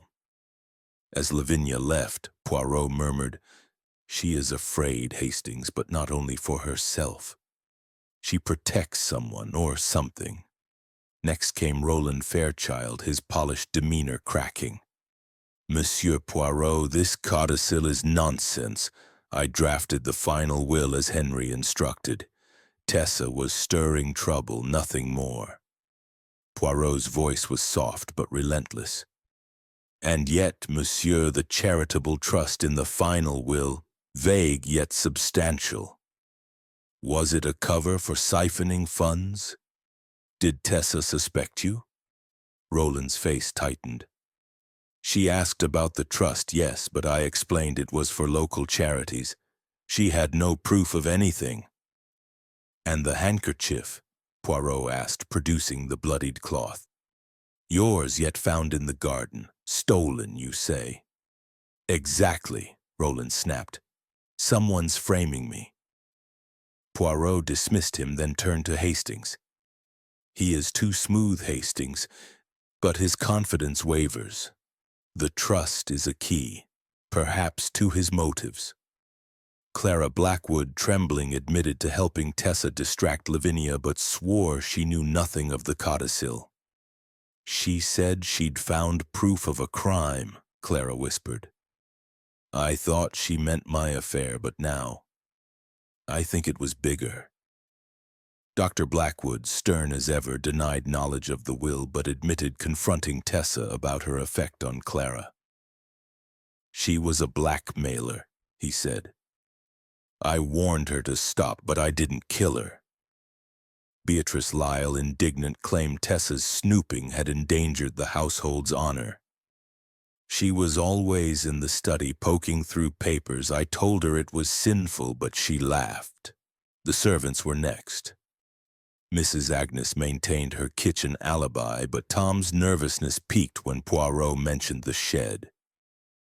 I told you, sir, I found the photograph by chance. I wasn't in the study that night. Poirot's eyes narrowed. And yet, Monsieur Tom, you were seen near the servants' passage after the disturbance. What did you hide? Tom's face crumpled. I took a letter from the study, sir. Not the photograph, just a note I found addressed to me. Tessa left it there, saying she knew my secret. I burned it. Poirot's eyebrows rose. Your secret, monsieur, what was it? Tom's voice broke. I stole a bottle of wine from the cellar last month. Tessa saw me, said she'd tell Mrs. Cresswell unless I helped her. I didn't kill her, I swear. As Tom left sobbing, Poirot turned to Hastings. A small secret, but it proves Tessa's power. She collected truths, Hastings, and one was fatal. The afternoon brought a breakthrough. Hastings, searching the servants' passage again, found a hidden latch in the alcove, revealing a narrow staircase to the attic. There, in a dusty corner, was a locked safe, its keyhole matching Tessa's key.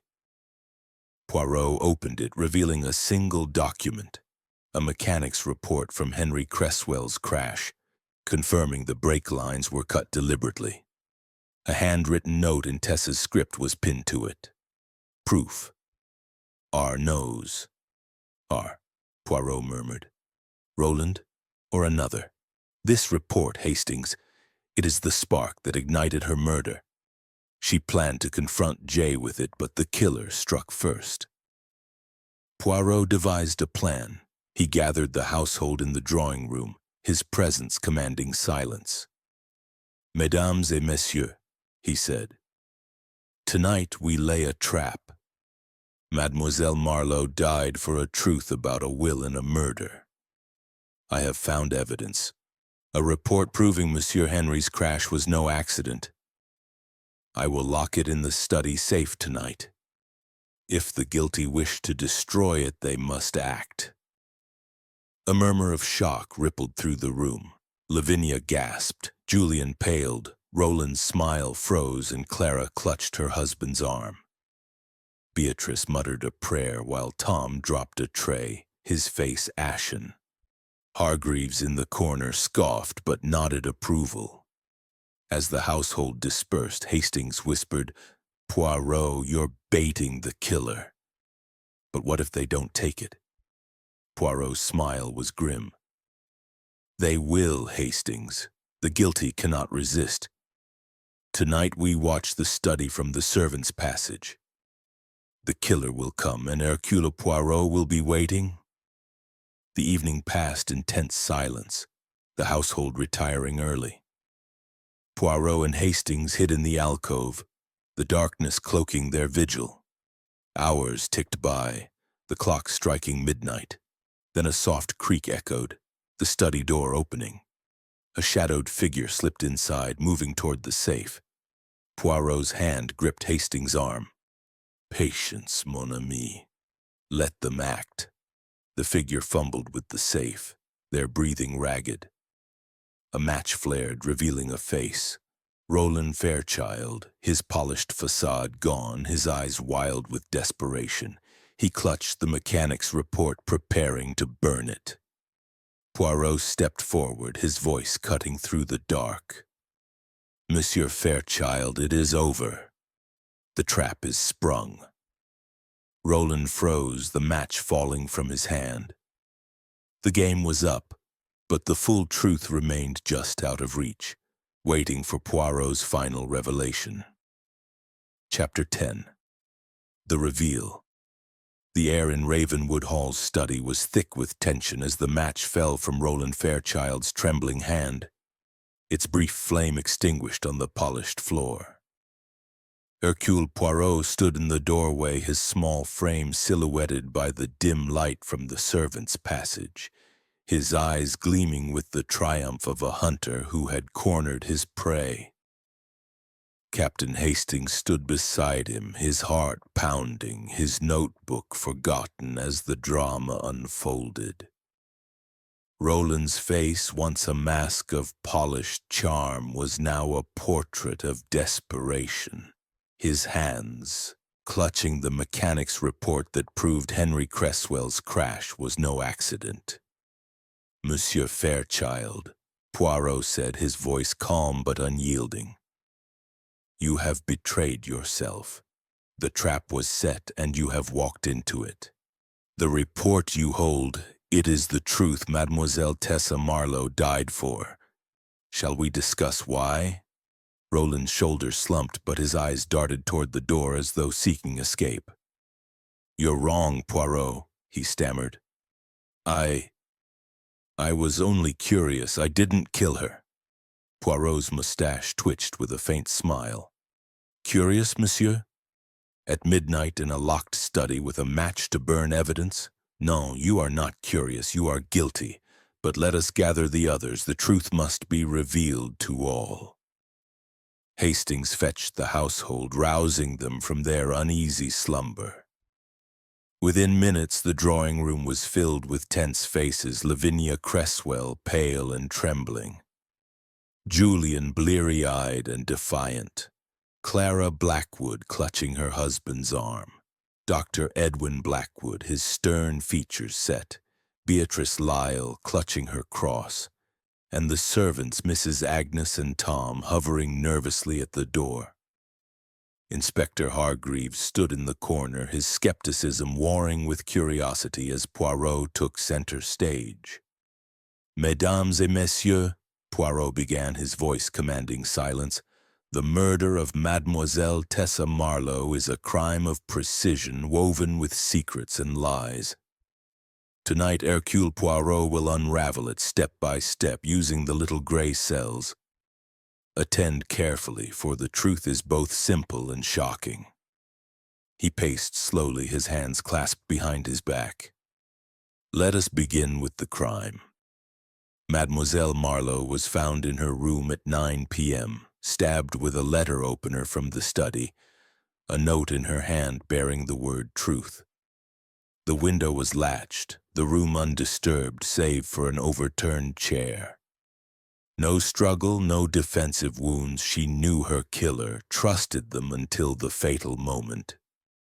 Poirot's eyes swept the room. The clues were many. A key to the study, a bloodied handkerchief marked R, a photograph of Monsieur Henry Cresswell's car with cut brake lines, a draft will naming Tessa as a beneficiary, a letter to J, and a mechanic's report proving Henry's crash was murder. Each pointed to a secret Tessa uncovered, a secret worth killing for. He turned to Lavinia. Madame Cresswell, you paid Tessa to silence her claims about your husband's will and death. You feared scandal, but did you know she had proof? Lavinia's voice trembled. I thought she was bluffing.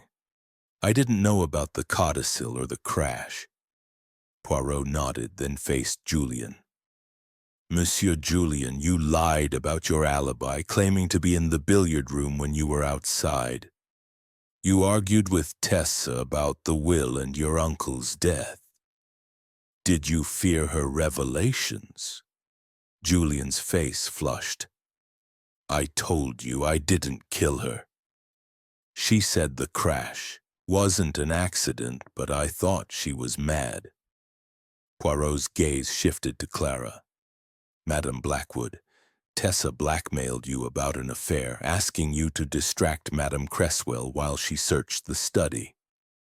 You complied, but did you know what she sought? Clara's eyes filled with tears. She said it was about the will. I didn't want Edwin to know about my past. Dr. Blackwood's jaw tightened, but Poirot moved on to Beatrice. Mademoiselle Lyle, you saw Tessa with papers acting furtively. Did you suspect her motives? Beatrice sniffed. She was a troublemaker, meddling where she didn't belong. I told her to stop. Poirot turned to Tom. And you, Monsieur Tom, admitted to burning a note from Tessa about your theft. Did she ask more of you? Tom shook his head, his voice barely audible. No, sir. Just the wine. I swear. Finally, Poirot faced Roland Fairchild, who stood rigid, the mechanic's report still in his hand. Monsieur Fairchild, you are the architect of this tragedy. Let us reconstruct the truth. He paused, letting the tension build. 2 years ago, Monsieur Henry Cresswell died in a car crash, his brake lines cut. The police called it an accident, but Tessa suspected murder. She came to Ravenwood Hall, befriended Madame Cresswell, and began to dig. In the study, she found a draft will naming her as a beneficiary, a codicil removed in the final version. She also found a mechanic's report proving the crash was sabotage. She confronted you, Monsieur Fairchild, because you drafted the final will and managed the charitable trust, a trust that concealed your embezzlement of estate funds. Roland's face paled. That's preposterous, Poirot. You have no proof. Poirot's smile was cold. The proof is in your actions. Tessa's journal noted R, too smooth, and her letter to J, not Julian, but a misdirection, hinted at confronting you. You knew she planned to meet someone at 9 p.m. You followed her to her room using the servant's passage to avoid detection. You stabbed her with the letter opener taken from the study where you worked. The chair overturned as she fell, surprised but unresisting, for she trusted you. You wiped the weapon clean, planted the handkerchief to mislead, and burned papers to cover your tracks. The room was silent, all eyes on Roland. Lavinia gasped. Roland, is this true? Roland's voice cracked. No, I only took the photograph to protect the estate. Tessa was going to ruin everything. Poirot's voice was relentless. You killed Henry Cresswell, monsieur, to secure your position as Lavinia's solicitor and siphon funds through the trust. Tessa's discovery of the codicil and the mechanic's report threatened you. You altered the will, removed her inheritance, and when she grew close to the truth, you silenced her. Roland collapsed into a chair, his face ashen. I didn't mean to. Henry was reckless, spending the estate into ruin. I only meant to secure my future. Tessa, she wouldn't stop. She was going to tell everyone. Hargreaves stepped forward, cuffs in hand. That's enough, Fairchild. You're under arrest. As Roland was led away, the household stood stunned.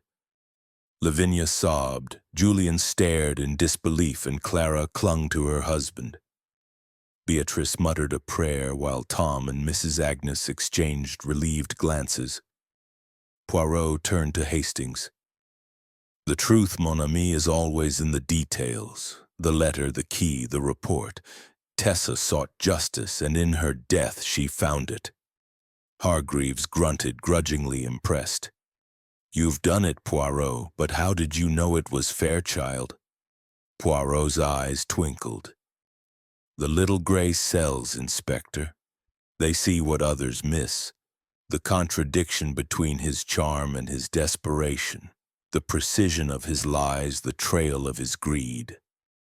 As the household dispersed, the weight of the revelation settled over Ravenwood Hall.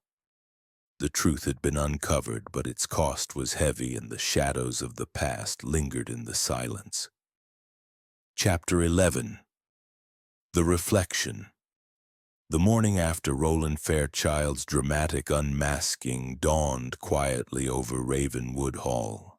The oppressive weight of secrets lifted, yet a somber stillness lingered in its place.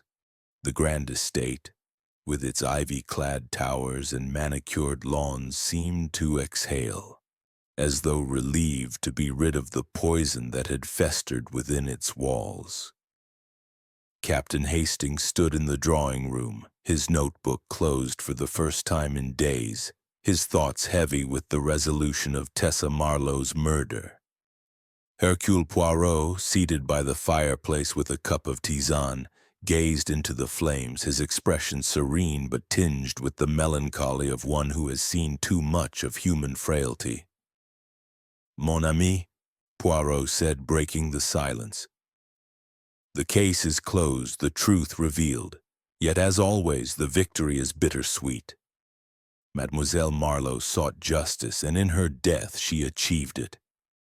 But at what cost to those left behind?" Hastings nodded, settling into an armchair. "It's a grim business, Poirot. Roland seemed so polished, so trustworthy. To think he killed Henry Cresswell and Tessa to cover his greed, it's monstrous." Poirot's eyes gleamed with quiet wisdom. "Greed, Hastings, is a poison of the soul. It blinds, it distorts, it drives men to acts they would not otherwise contemplate. Monsieur Fairchild believed he could outwit fate, but the little gray cells of Hercule Poirot are not so easily deceived."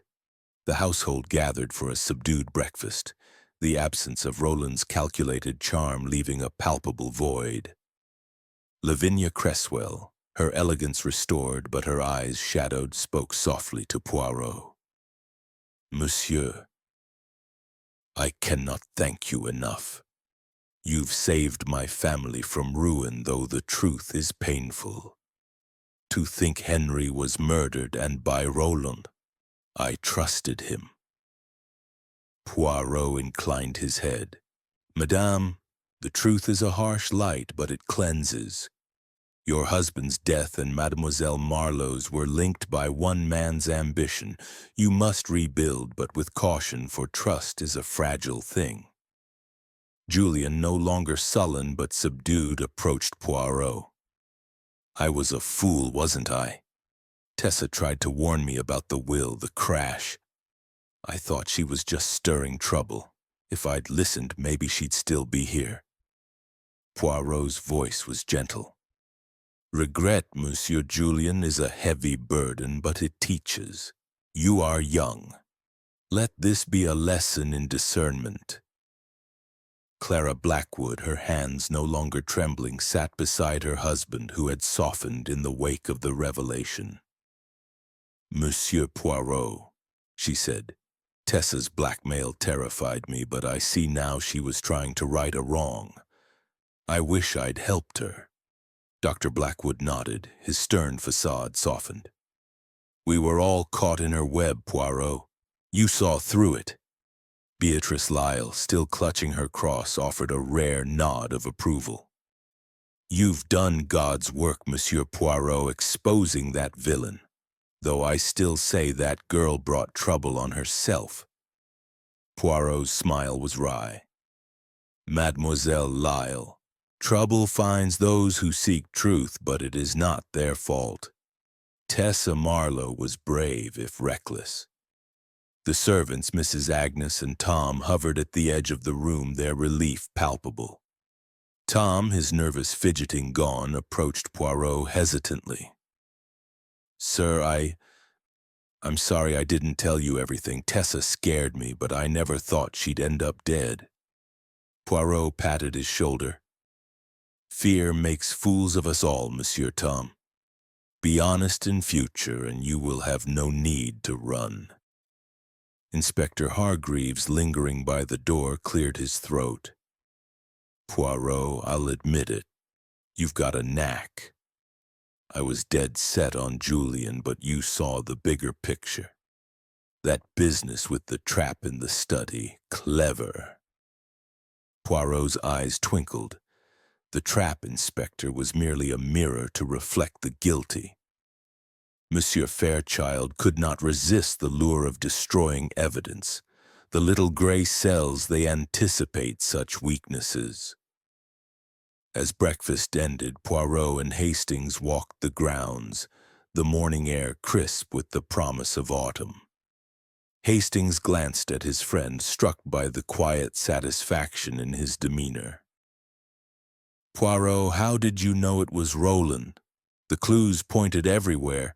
Julian's lies, Clara's fear, the handkerchief, the earring. What tipped the scales?" Poirot paused by the rose garden where the bloodied handkerchief had been found. "The scales, Hastings, tipped because of the contradictions. The handkerchief was too obvious, a clumsy attempt to shift blame. The earring in the servant's passage suggested a woman, but Roland used it to mislead. The key, the journal, the letter to Jay, they all pointed to the study where Roland held power. His charm was his shield, but his desperation betrayed him. The mechanic's report, the codicil, the trust, these were his crimes laid bare by Tessa's persistence." Hastings frowned. "But the letter to Jay, was it really meant for Roland?" Poirot shook his head. "No, it was a misdirection. Tessa wrote to Jay, perhaps Julian, perhaps a fiction to lure the true culprit. Roland overheard her plans, perhaps through the servant's passage, and acted to silence her. The word truth in her hand was her final accusation, not of a person, but of the secret she died for."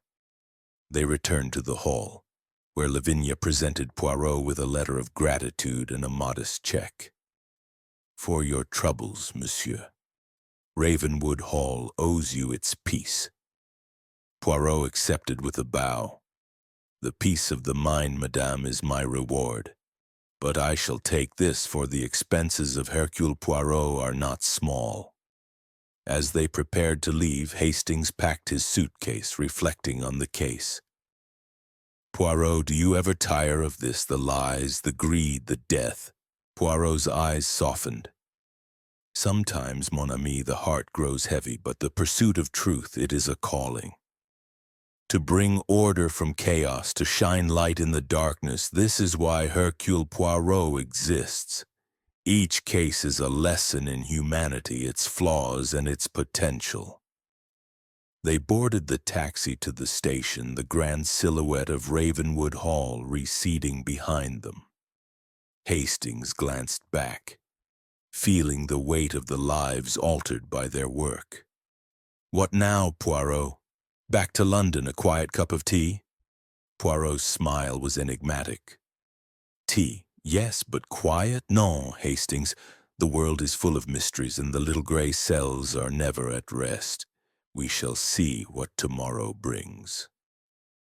As the taxi rumbled down the gravel drive, the sun broke through the clouds, casting a warm glow over the Sussex hills. Ravenwood Hall stood silent, its secrets laid bare, its wounds beginning to heal.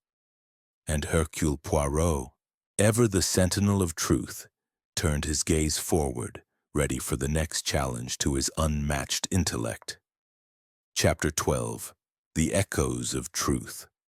The train to London rattled through the Sussex countryside, its rhythm a soothing counterpoint to the turmoil Captain Hastings still felt in the wake of Ravenwood Hall's grim revelations. Beside him, Hercule Poirot sat immaculate, his hat tilted just so, his eyes fixed on the passing fields with a contemplative air. The resolution of Tessa Marlowe's murder and the unmasking of Roland Fairchild as both her killer and Henry Cresswell's had brought a semblance of peace to the estate, yet Hastings sensed that Poirot's mind was not entirely at rest. The little Belgian's fingers tapped lightly on the armrest, a sign that his little gray cells were still sifting through the case, seeking any overlooked detail.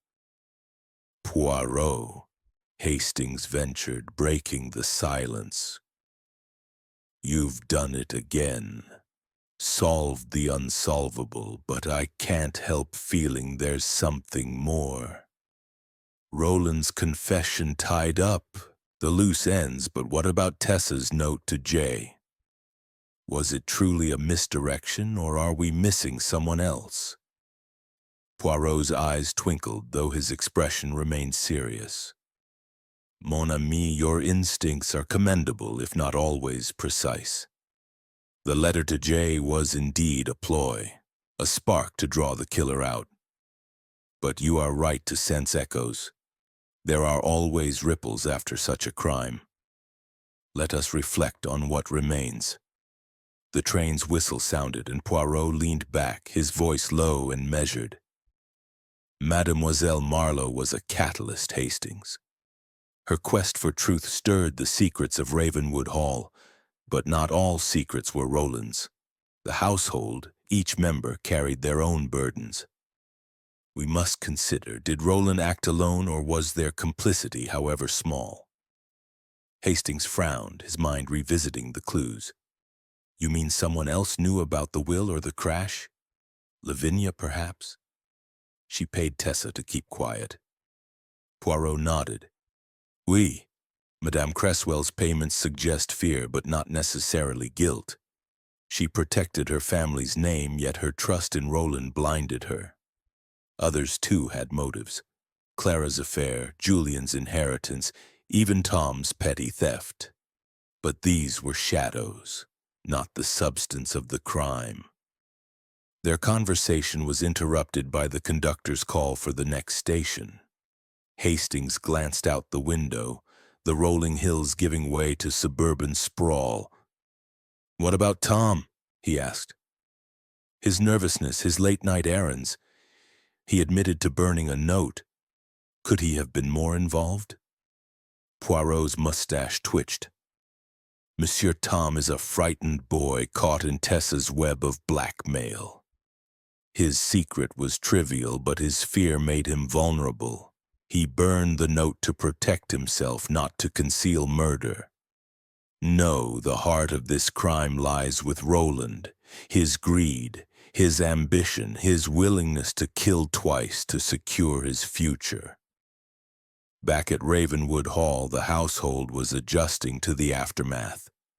Lavinia Cresswell, though shaken, had begun to take charge, arranging for a new solicitor to review the estate's affairs. Julian, sobered by the ordeal, had promised to curb his reckless ways, though his sullen air lingered.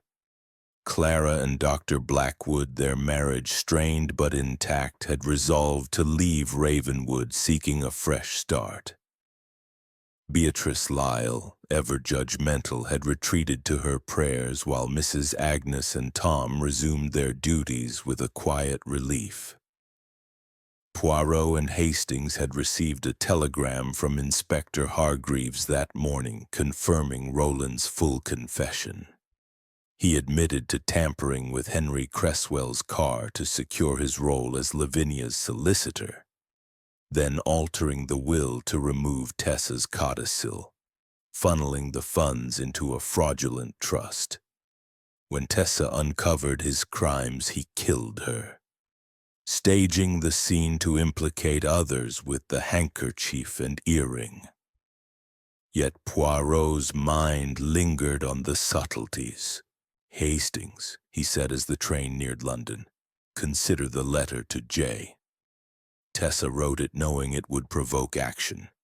She was clever, non? She suspected Roland but lacked proof, so she baited him, perhaps hoping he would reveal himself. Instead, he struck first." Hastings nodded, impressed anew by Tessa's courage. "She was brave, Poirot, but reckless. If she'd gone to the police instead—" "Oui," Poirot sighed. "But the young, they are impetuous. Tessa believed in truth above all, and it cost her life.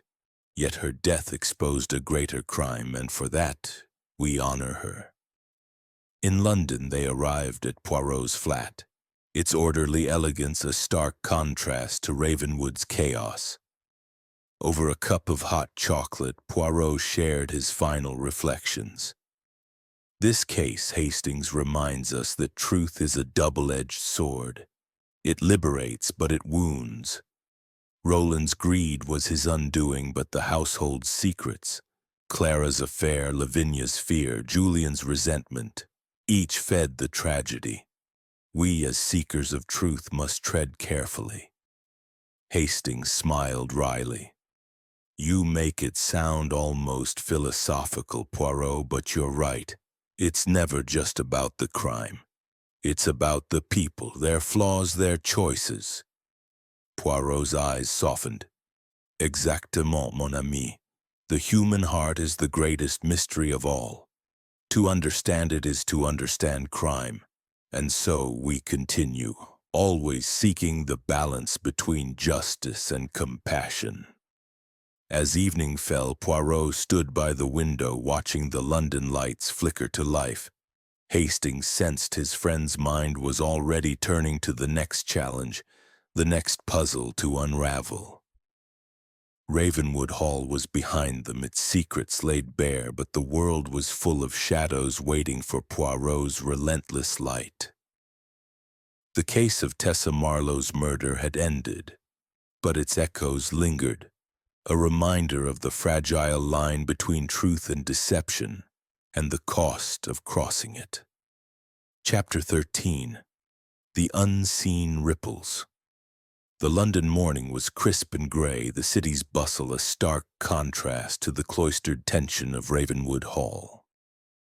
Captain Hastings sat in Hercule Poirot's immaculate flat, the aroma of fresh coffee mingling with the faint scent of wax from Poirot's meticulously groomed mustache. The resolution of Tessa Marlowe's murder and the exposure of Roland Fairchild's crimes had brought closure. Yet Hastings felt a lingering unease, as though some thread of the mystery remained unpulled. Poirot, seated at his desk with a stack of neatly organized notes, seemed to sense his friend's disquiet, his sharp eyes softening with understanding. "Mon ami," Poirot said, setting down his pen, "you are troubled, non? The case is solved, the guilty is in chains, yet your heart tells you there is more. Speak, Hastings, what stirs your thoughts?"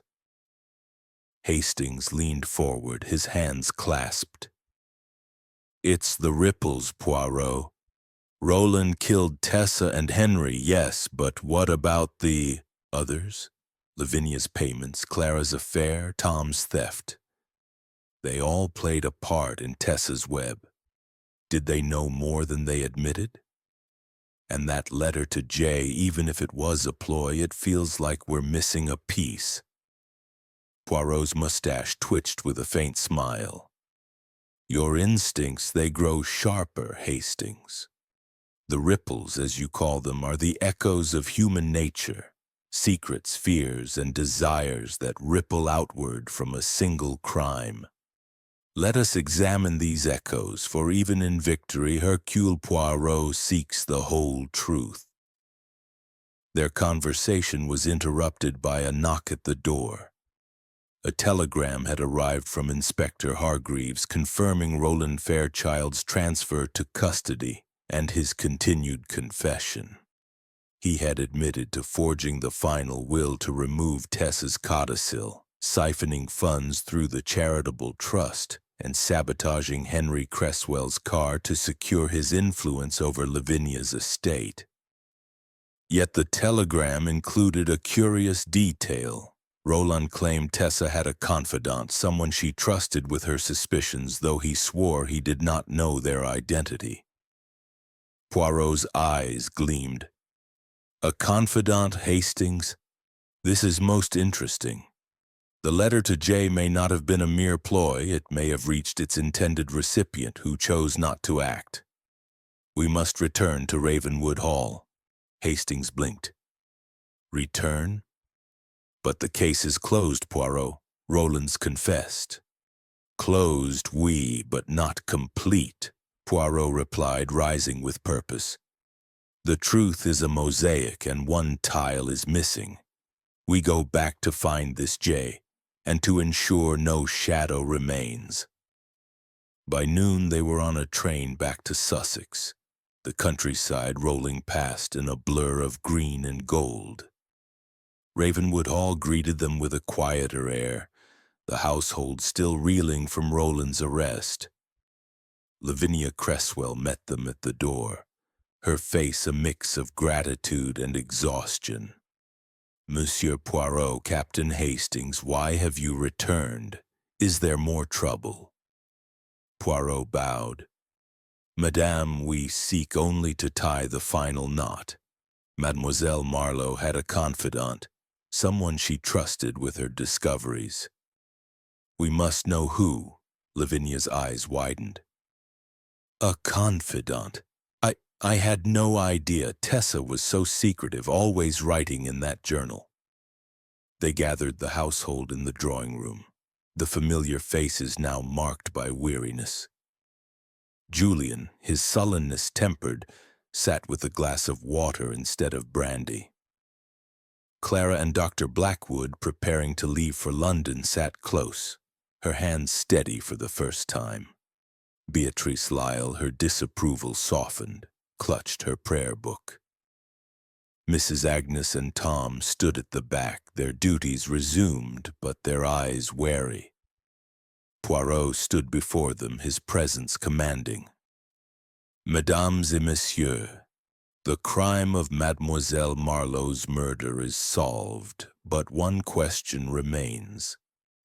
Tessa wrote a letter to Jay summoning them to her room at 9 p.m. to expose the truth about the will and Henry Cresswell's crash.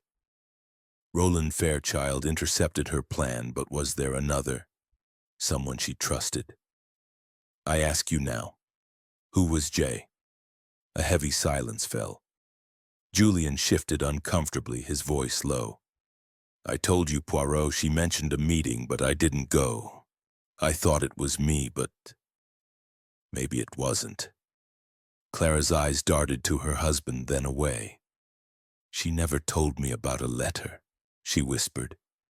But she did ask me to keep secrets, to help her. I thought it was about my affair. Dr. Blackwood frowned. Tessa was manipulative. If she had a confidant, it wasn't us. Beatrice sniffed. She was a schemer, writing to someone to stir trouble. I saw her with that letter, but I don't know who Jay was. Poirot's gaze turned to the servants. Madame Agnes, Monsieur Tom, you saw much in this house. Did Tessa speak of a friend, a confidant? Mrs. Agnes shook her head. She kept to herself, sir. I only saw her with papers, never with anyone close. Tom, however, paled, his hands twisting. I might know something, sir. Tessa. She gave me a note once, not the one I burned. It was for someone in the village, a friend she called Jem. I delivered it a week before she died. Poirot's eyes gleamed. Jem, you say? And who is this Jem? Tom swallowed. Jemima Holt, sir. A girl from the village, a bit like Tessa, free-spirited, always reading poetry. They met at the pub sometimes. I didn't think it mattered. Poirot clapped his hands. Merci, Monsieur Tom. This Jemima Holt. She may hold the final piece. We must find her. Hastings and Poirot drove to the village, locating Jemima Holt at a small bookshop. She was a young woman with auburn hair and a wary expression, her bohemian dress reminiscent of Tessa's. Monsieur Poirot, she said, I heard about Tessa. It's awful. She was my friend. Poirot's voice was gentle. Mademoiselle Holt, did Tessa confide in you about a will or a crash? Jemima nodded, tears in her eyes. She told me she'd found papers, a will naming her, and a report about Mr. Cresswell's car. She said someone in the house was dangerous, but she wouldn't name them. She wrote me a letter asking me to meet her that night, but I was sick and couldn't come. If I had...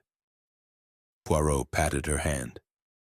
You could not have saved her, mademoiselle. The killer was determined. But your truth completes the picture. Back at Ravenwood Hall, Poirot shared Jemima's account with the household. The letter to Jay was for Jemima Holt, a friend Tessa trusted. Roland learned of her plans, perhaps by eavesdropping, and acted to silence her. The ripples of this crime are now still. Lavinia wept softly. Tessa was trying to protect us in her way. I wish I'd listened. As they prepared to leave, Hastings felt the case's weight lift. You were right, Poirot. The ripples, they mattered. Jemima's story completes it. Poirot nodded, his eyes distant. The truth, Hastings, is a river. It flows, it ripples, it finds its way. We have followed it to its end. The train back to London carried them away from Ravenwood Hall, its secrets fully exposed, its echoes fading into the quiet of resolution. Chapter 14. The Final Threads.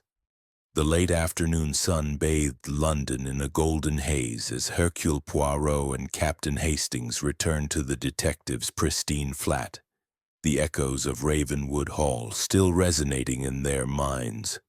The resolution of Tessa Marlowe's murder, the exposure of Roland Fairchild's double crime, and the discovery of Jemima Holt as Tessa's confidant had brought the case to a close, yet a subtle undercurrent of unrest lingered in Hastings' thoughts. He sat across from Poirot, who was meticulously arranging his case notes, his small hands moving with the precision of a watchmaker. The Belgian's calm exterior belied the restless energy of a mind still probing for the final threads of truth. Poirot, Hastings said, breaking the silence, we've tied up the case. Roland's confession, Jemima's account, the will, the crash. But I can't shake the feeling that we've overlooked something small. Tessa's journal mentioned hiding pain. We assumed it was Clara, but what if it was someone else? And Lavinia's fear. Did she know more than she let on? Poirot's eyes twinkled, his mustache curving slightly. Mon ami, your persistence is admirable. The case is solved, but the human heart leaves traces that linger. The notation, hiding pain, we attributed it to Madame Clara's affair, but you are right to question. Let us revisit the threads, for Hercule Poirot leaves no knot untied. He opened Tessa's journal, its pages worn from repeated scrutiny, and reread the cryptic entries. J, money or blood. R, too smooth. C, hiding pain. B, knows more than she says. Poirot's finger paused on the entry about C. This pain, he mused, it is not merely the shame of an affair. It is deeper, perhaps tied to the crash or the will. We must consider all possibilities. Their reflection was interrupted by a knock at the door.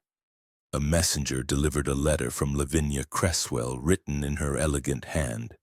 It read, Monsieur Poirot, Captain Hastings, I cannot thank you enough for your work. The truth about Henry's death and Tessa's murder has shaken us, but it has also freed us. I have found something in the study, a note from Tessa hidden in a book. It may mean nothing, but I enclose it for your judgment. Enclosed was a small folded paper in Tessa's handwriting.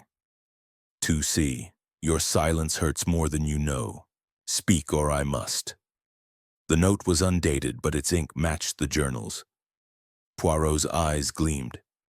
This, Hastings, is the missing tile in our mosaic. C is not Clara, it is another. But who? We must return to Ravenwood Hall one final time. Hastings blinked. Again, Poirot? The killer's caught. What more is there? The truth, Poirot said, rising with purpose, is never singular. This note suggests Tessa pressed another to reveal a secret, one that caused pain. We must learn who C is and what they hid. By evening they were back in Sussex, the familiar silhouette of Ravenwood Hall looming under a twilight sky. Lavinia greeted them with weary gratitude, her silver hair gleaming in the lamplight. Monsieur Poirot, I didn't expect you so soon. This note, I found it in a poetry book Tessa loved. I thought it might matter. Poirot examined the note, his fingers tracing the words. Madame, this C. Who in your household has a name beginning with C besides Madame Clara? Lavinia frowned. Only Clara. Unless, could it be a nickname? Or someone outside the house? Poirot's eyes narrowed. Perhaps. Let us speak to the household. They gathered in the drawing room, the familiar faces now marked by a fragile hope. Julian, his demeanor softened, sat quietly.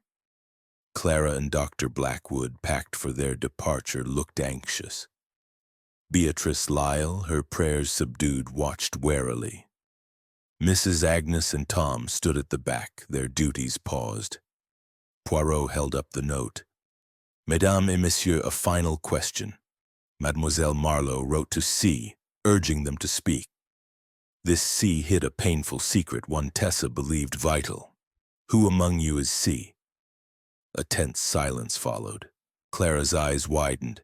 It's not me, she said quickly. I told you everything, my affair helping Tessa. I don't know this note. Julian shook his head and Beatrice scoffed. Another of her schemes, no doubt. Poirot's gaze settled on Mrs. Agnes, who stood rigid, her hands clasped tightly. Madame Agnes, he said softly. Your name is Agnes, non? But in the village, they call you Sissy, a diminutive, oui? Tessa's journal noted, C, hiding pain. What pain did you hide? Mrs. Agnes paled, her composure cracking.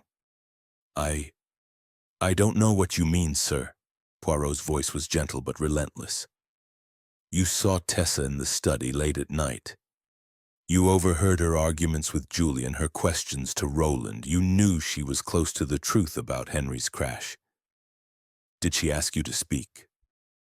Mrs. Agnes' hands trembled and tears welled in her eyes.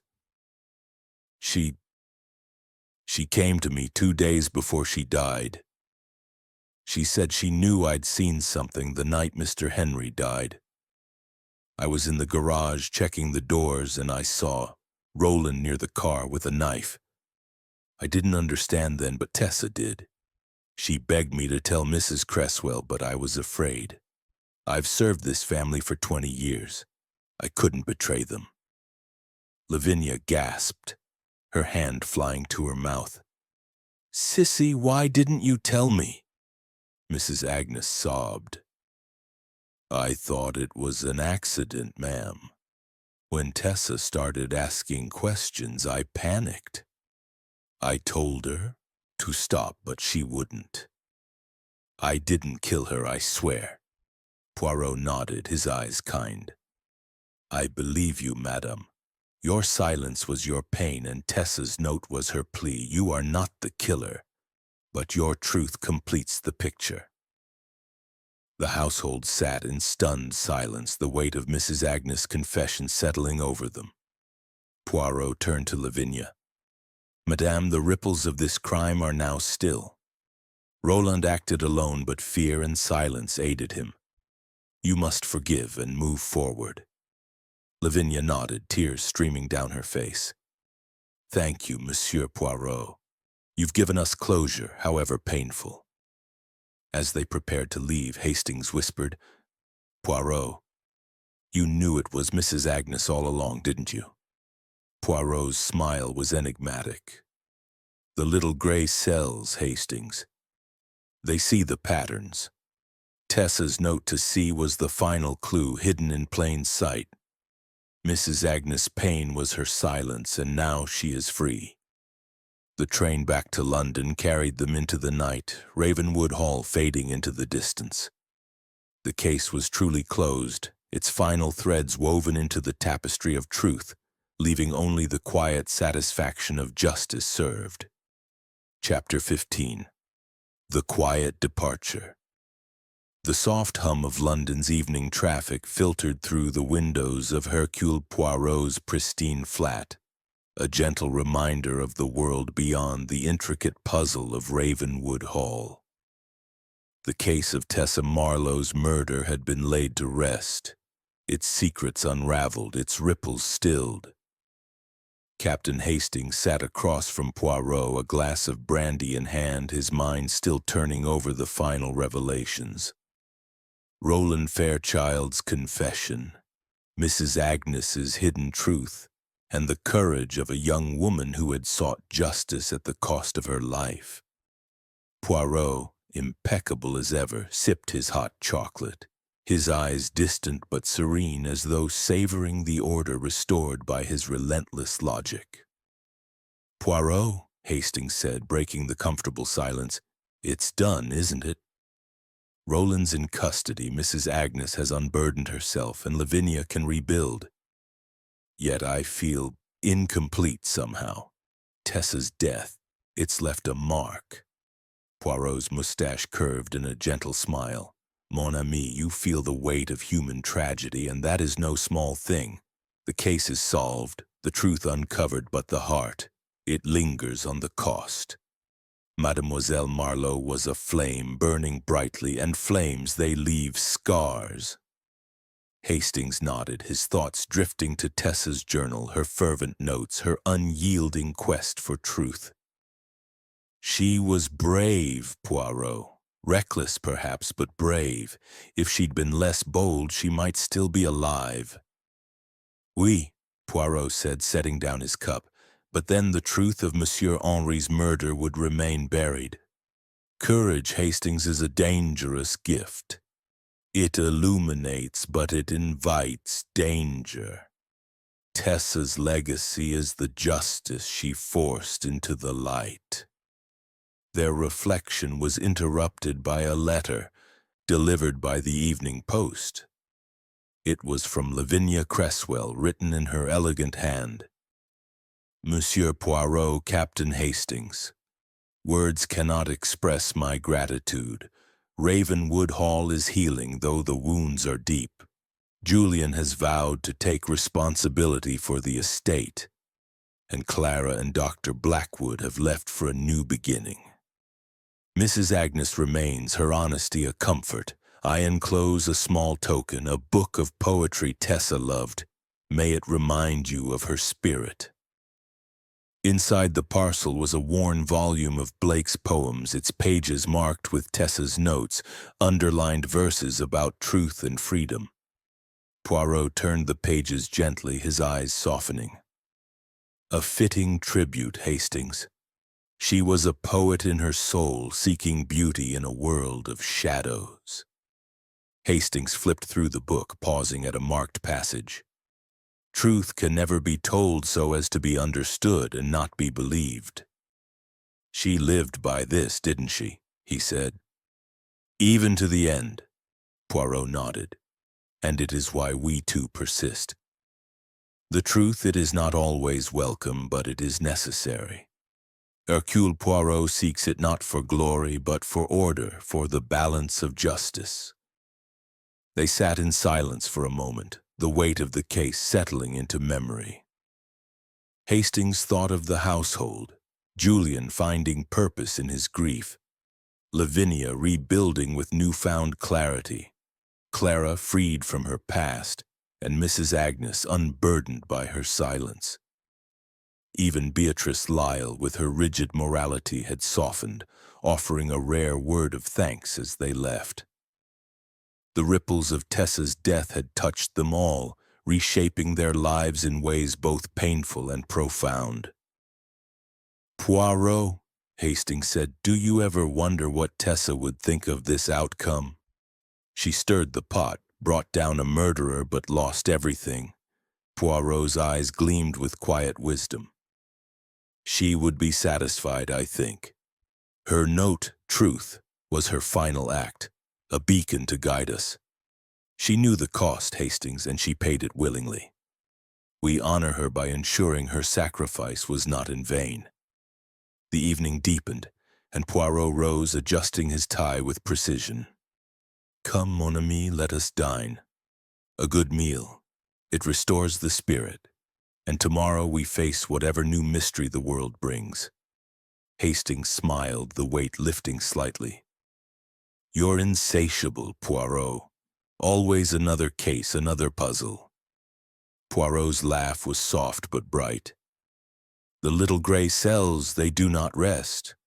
But tonight we celebrate the truth and the peace it brings, however fleeting." They stepped out into the London night, the city alive with lights and possibilities. Ravenwood Hall was behind them, its secrets laid bare, its wounds beginning to heal. Tessa Marlowe's spirit, captured in her poetry and her courage, lingered as a quiet reminder of the power of truth. And Hercule Poirot, ever the guardian of order, walked on, ready for the next challenge to his unmatched intellect.